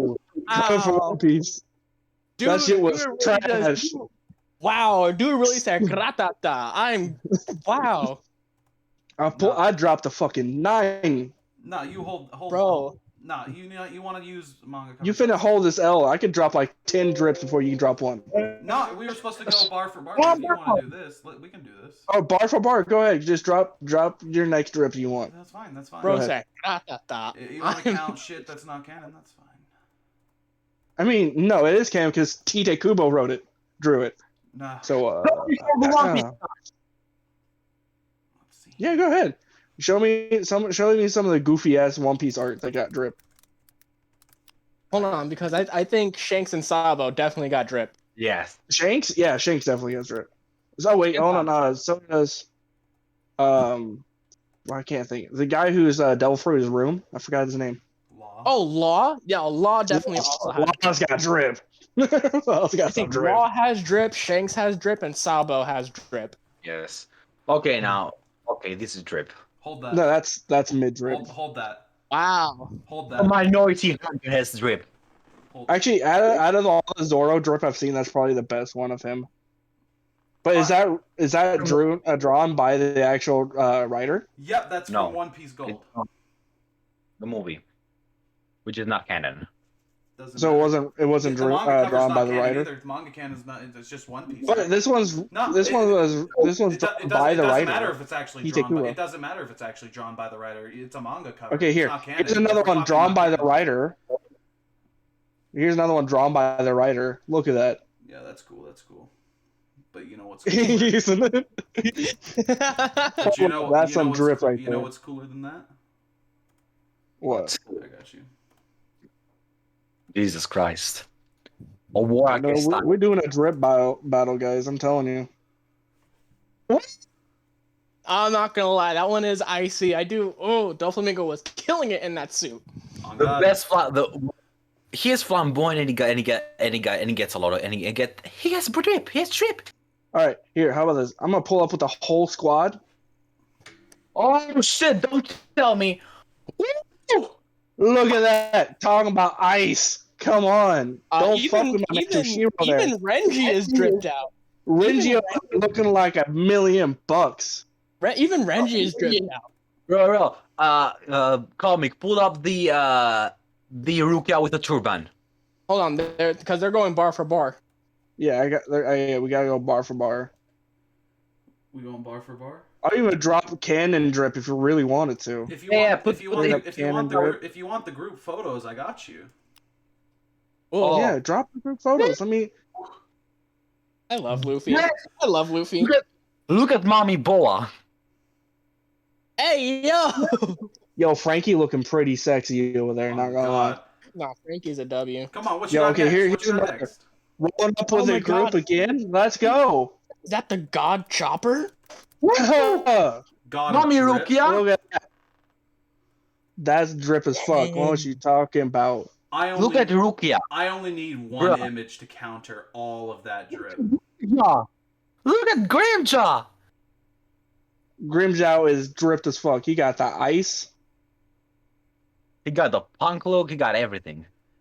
Yeah, you know, And oh my god, Byakuya, Renji, Mami Orihime, Mami Rukia. Who else? He's Freaking going back on his down bad arc. He's going back on his down bad arc, which you guys can totally see on Road to the Champs TikTok. He has a whole down bad arc. Damn. Oh man, I got so That's much cool. drip You know, just saved in your my. characters are so dripped but get soloed. Woo! Is that an Akatsuki clock ripoff or what? Yo, leave! Hey, Don't you dare disrespect. You want Law. Law to go up against this? What you mean, son? Ooh, that's you know what? That's good. That's good. But Bro, pull up Rukia with a turban. no, I've got underrated drip for you. That's fine. Jesus Christ, this is becoming too much. You guys ain't I'm ready sorry. for the raw drip this man emanates. This man's I drowning. got you. Is that this cousin or what? Oh wait, that's the wrong. I downloaded a fan art. Hold on. That's his actual outfit. Hold on. I'm sorry for dripping, but drip is what I do. Yo, is that Phoenix Man? Oh wait, never mind. Yeah, Marco. He There we said go. Phoenix, man. Now I've got an actual canon image of him from the show. My bad. Oh yeah, I know which one you're gonna. Oh yeah. I thought you were Look gonna at pull them up with. glasses. Look at that mid drip. What? He said mid. Bro. Look at this. Ready? This is canon in the manga. Okay. Yes. Look Please at tell this. me. Damn. Damn, look at Rukia. Look at Cool Mami that Rukia. looks. Drip 2. That You is know 3 what? drip Look, 2. look at Rukia's expression, the way she's walking. You know she's gonna fuck someone up. You know, that's a lot of He's drip. like- You know, that is quite a lot of drip, but I can counter that. Don't make me drop the Ichigo with beats on. Don't make me. We'll have 2 more from each side, and then Ro and I will judge. Yeah. Yes. You know, that's a lot of drip, you know, but... Even the bird is pimped. Even the bird is pimped the fuck out. Sit down. Bro, they look like they're slopping holes for breakfast. All right, here we go. Ready? You called for it. Ichigo with the Dre's. What are you talking about? Come on.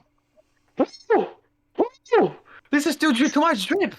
That is a lot of drip. Look at the confidence in all of them. Look, like even Chad over there looking even more Chad with that basketball. Like he about to dunk on your ass. What? Renji looking more drip than he ever has. There's a lot of drip there, you know. But My nipples are I tickling. think I can beat that. Debatable. Okay. Oh shit, Jasper, you better pull out the best fucking drip of all time. Oh no, I've got the best drip in One Piece ready. I just need to find a full body image of this man. Oh shit, don't tell me. Oh shit. God damn it! Why is it? Oh, I know there we go. The drip. If it's an L, you're mid. It's not. It's somewhat even drippier. Crocodile. No, it's Mihawk! Yes! Mihawk's pretty drippy. My Right. nipples are That's tickling. fine. No, that was the Hold last up. one. No, that was the last one. They need to judge what we've sent now. They sent 2 more. Yeah, I only two did one more. No, you sent 2. No, okay, Oh, so it was they said one. 2 more It after was the one I my had. bad. Who's my bad? My bad.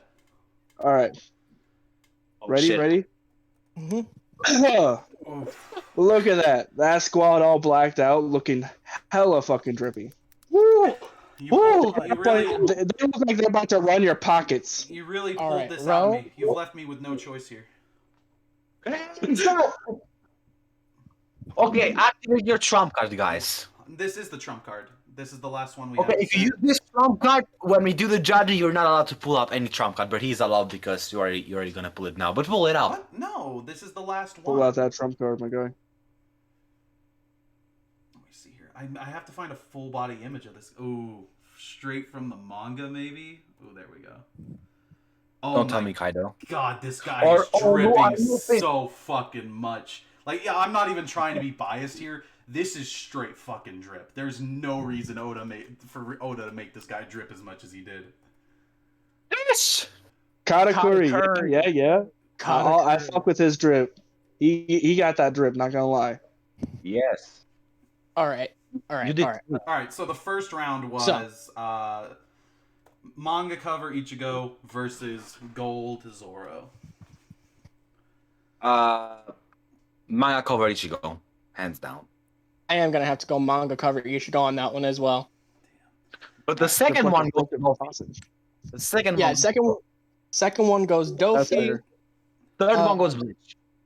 Yeah, third one I say is the Bleach Squad. Fourth one giving to Law. Yeah. Fifth one I'm Def's giving to Marco. Sixth one is Rukia and I think that Renji. Yeah, that's Yeah, fine. that's really- And Fifth then one is Bleach. Come on. and then for the next one I'm definitely have to go to Mihawk. I'm I'm sorry. giving it. I'm giving it to Bleach. No, I cannot give it to me. And then for the last one I'm also giving it to Katakuri. Yeah, I give the last one category. So I think So One Piece it drip was won close. overall. It was very close, but I'm giving the W to Jasper. I'm giving it a W to comic because I love Bleach. Yo, it's tied. Damn. It was Yeah. a tie. Dang. Tiebreaker. You guys have to agree. We're gonna drop one more Tiebreaker? and see what you think. The I winner. Let's go. Jasper, you are the host. You go. And first. I'm only gonna pick one character, and you can pick one character, whatever you want. I know. Comic, you know who to pick. You know who to pick. You know who to pick. I know exactly what to do. Excuse me. Comic, Hold a second. Let me DM. Oh, I ain't losing this. You know. Jasper, represent One Piece. Come on. I am representing One Piece. There is no taking an L on this one. We don't take L's, only W's. You're about to get your shit rocked, comic. Hold this! No! It's Luffy! With the Luffy. Afro Luffy. Nah, that ain't nothing. I got you, dog. Hold up. I mean, I didn't know you're gonna bring up like some child's play drip shit. Okay. Yes. How was that child's play? That is a W. You better. Comic, you better. You better! Talking Hold about on. child's play drip and you sent fucking Rukia dressed in bed sheets. Calm down. Wow. I was actually motivated. In what way?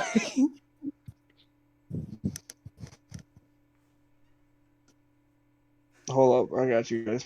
Mm-hmm.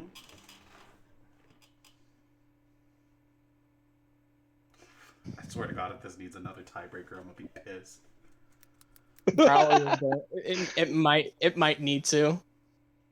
You ready for this? Yes, sir. I like that one. I do. But I still gotta go to Afro Luffy. I gotta go to Rukiora. We're gonna need another tiebreaker. I'll drop the first one because I actually have this one saved. Okay, you better pick. You better. You better. No, I I ain't don't know what you're taking. talking I ain't taking an L on this one. Promise you. Let's go. All right. If it ends up being a tie again, we just have to accept the tie and move on. Yeah. Fair. So you can go first, comic. Yeah, I will. I'm just gonna find this one very specific one. Oh, do I want to drop the Shinji one? Nah, that one's kind of late. Not gonna lie. I did. You better drop some fucking heat because I completely forgot about this drip because it ain't even drip. He's on the level of drowning. All right. Hold on a second. Hold on a second. Okay. Drowning. Okay, just hold on a second.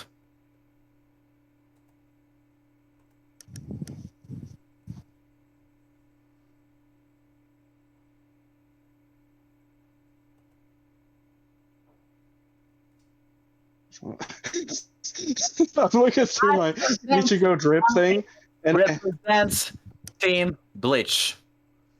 I stand by it. Listen, like I said, if it ends up being another tie, accept I the tie know and move what on. this is. Yeah. I got this. This isn't gonna be. You're gonna use it right. Yeah, I got you, dog. I Thank know you. the exact one I want. I'm gonna make it the drippiest one that you can have. All right, you guys are coming. Because this one was fully colored by Tite Kubo himself. Yes. Yes. Welcome to my soul society. You know, you sent something Runs really up cool. on you. He's like, run the pockets. You know, it's crazy. You know, you want to run the pockets for drip, but That, yeah, if I want you to hold this. No. Don't. What? It goes to Aizen. Nah, I got Brooke. I mean, biased as fuck. Brooke is wearing a t-shirt, smoking a joint. You do not beat the skeleton. No, Aizen beats it. No. No one beats the skeleton. No one beats the skeleton. Look at him. Look at him. He's a classic man. It looks like He's a Victorian. man. Look at this. Look at the beanie. All right, Drip we're like gonna- all right. That's it. We have to accept the tie and move on because we still have another additional bonus. Oh, The YouTube Oh dear exclusive. God, this is going too much. This is too much. The YouTube exclusive. Now, Jasper, I believe Hold this on, was before we move your on, idea. hold this.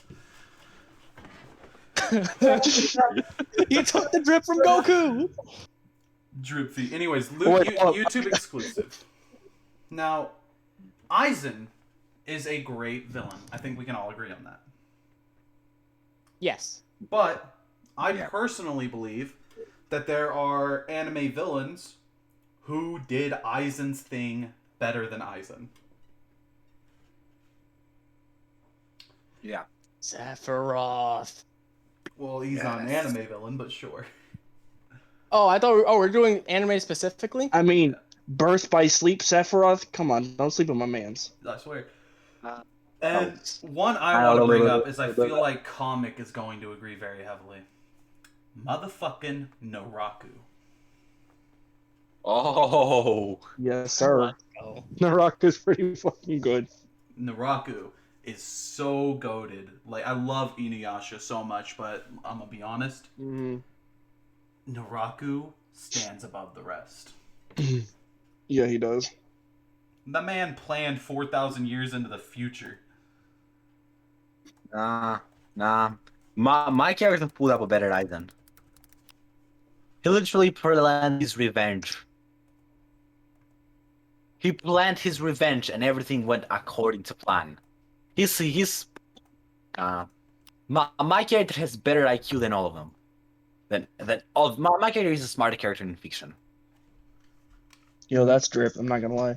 Yes. For those who don't know, they're still sending Drip, One Piece, and Bleach characters. There's so many good ones, man. Fight never stops. The war will never end. One Piece and Bleach will be going after each other with Drip. But we can all agree they both outdrip Naruto. I mean, yes, they both have better grip than Naruto.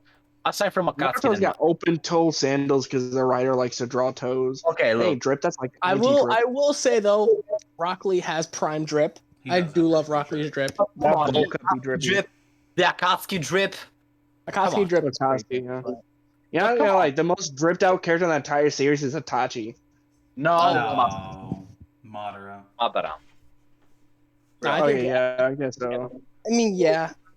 I think Itachi has slightly better drip, but that's just my opinion. He's literally wearing the same shit as Itachi every got other them- member of the Akatsuki. Nah, But he wears got- it better. It looks better on No, him. though. Daira looks the best He in the pulls it Akatsuki off. cloak. What? You're okay. Pain. I do like the way Pain looks in the cloak. It still fits Itachi better though. I don't ain't agree. even fair. Pain got 7 pains to wear a cloak on. 7 on. times We're the still drip. talking about drip. 7 Times times drip. drip. What do you mean? Itachi transcends drip. Bro, this is a drip episode. This is not anymore the Fuck freaking the 3x3. 3x3. This is drip. They're still going in the freaking group. Is that Luffy in a supreme hoodie and a supreme beanie with an NBA beanie? Yeah. You know, it's funny how Reagan by himself outdrips Naruto from Mob Psycho 100. Not, Oh, God. Bro, real quick, look at this. Look at Orihime 6. look at it. Yeah, look at Orihime all cheeked up. Y'all are down bad. That is. All right, so to me, a better anime villain than or anime manga villain than Aizen is definitely Yuha. I just like his character more. He's more menacing. Did what Aizen did, like Oh, planning wow. all that shit. Wall. No, Yuha did. Yuha did plan it because Yuha planted Zangetsu in Ichigo. He made Ichigo kill the Soul King so he can absorb him. He did all these plannings, like 10,000 years worth of planning. And that's what Yuha did. He outplanned everybody. That's why he could walk in the Soul Society with a doppelganger and fuck up Yamamoto. Ya. Sasakawa. Wagagawa. This is technically primarily a video game, but it has an anime. But Blaze Blue, in my opinion, has some really good villains. One of my favorite being Jin, Ragna's brother. He's so good. He's so good. I love Jin. Freaking that man is a menace. Kaukaka is Wait, hot. also, Mubong Park from fucking God of High School is better than Aizen. I Can we stand talk by about that. God of High School for a little bit because God of High School is actually really good. I feel like we can save it for the next episode. Webtoon. Yeah. Oh yeah, next episode. What will be the topic for next episode? Let's foreshadow it from now for our fans. I think we need to discuss it Well- a little bit more. Yes. Yeah, we definitely do. I'm But just a guest here, man. Yeah. can we talk about how Jagal, in my opinion, is also like a top tier villain? It's true. Sal, You mean foul? Frieza, Goku Black. Goku Black's a shit villain. What? No. What? Missed. You It's just fucking evil missed, Goku. comic. You just fucking missed, and you just No, How, freaking no, way. Comic, how fucking dare you Listen. come onto our show and miss like that? Yes. I've seen fucking 2-year-olds handle bows with more accuracy than that. Wow. Listen, I have reasoning. Goku Black is just a copy of Reverse Flash, but shittier. No, Wow. no. There's a lot to unpack with that one. And Oh, we I can, mean, we I- can talk it's about the that same at exact some other story. point. Listen, everyone, thank you so much for tuning in. I don't want you guys to be exposed to this kind of missing any further. So I hope you guys enjoyed. I'm sure you loved Comic until he decided to miss like that. You know, me, Ro, and Sora will return next time. I don't know if we can ever have Comic on the show again after missing like that. So thank you everybody so much for watching, and have a wonderful night. Tune in next episode. Peace out.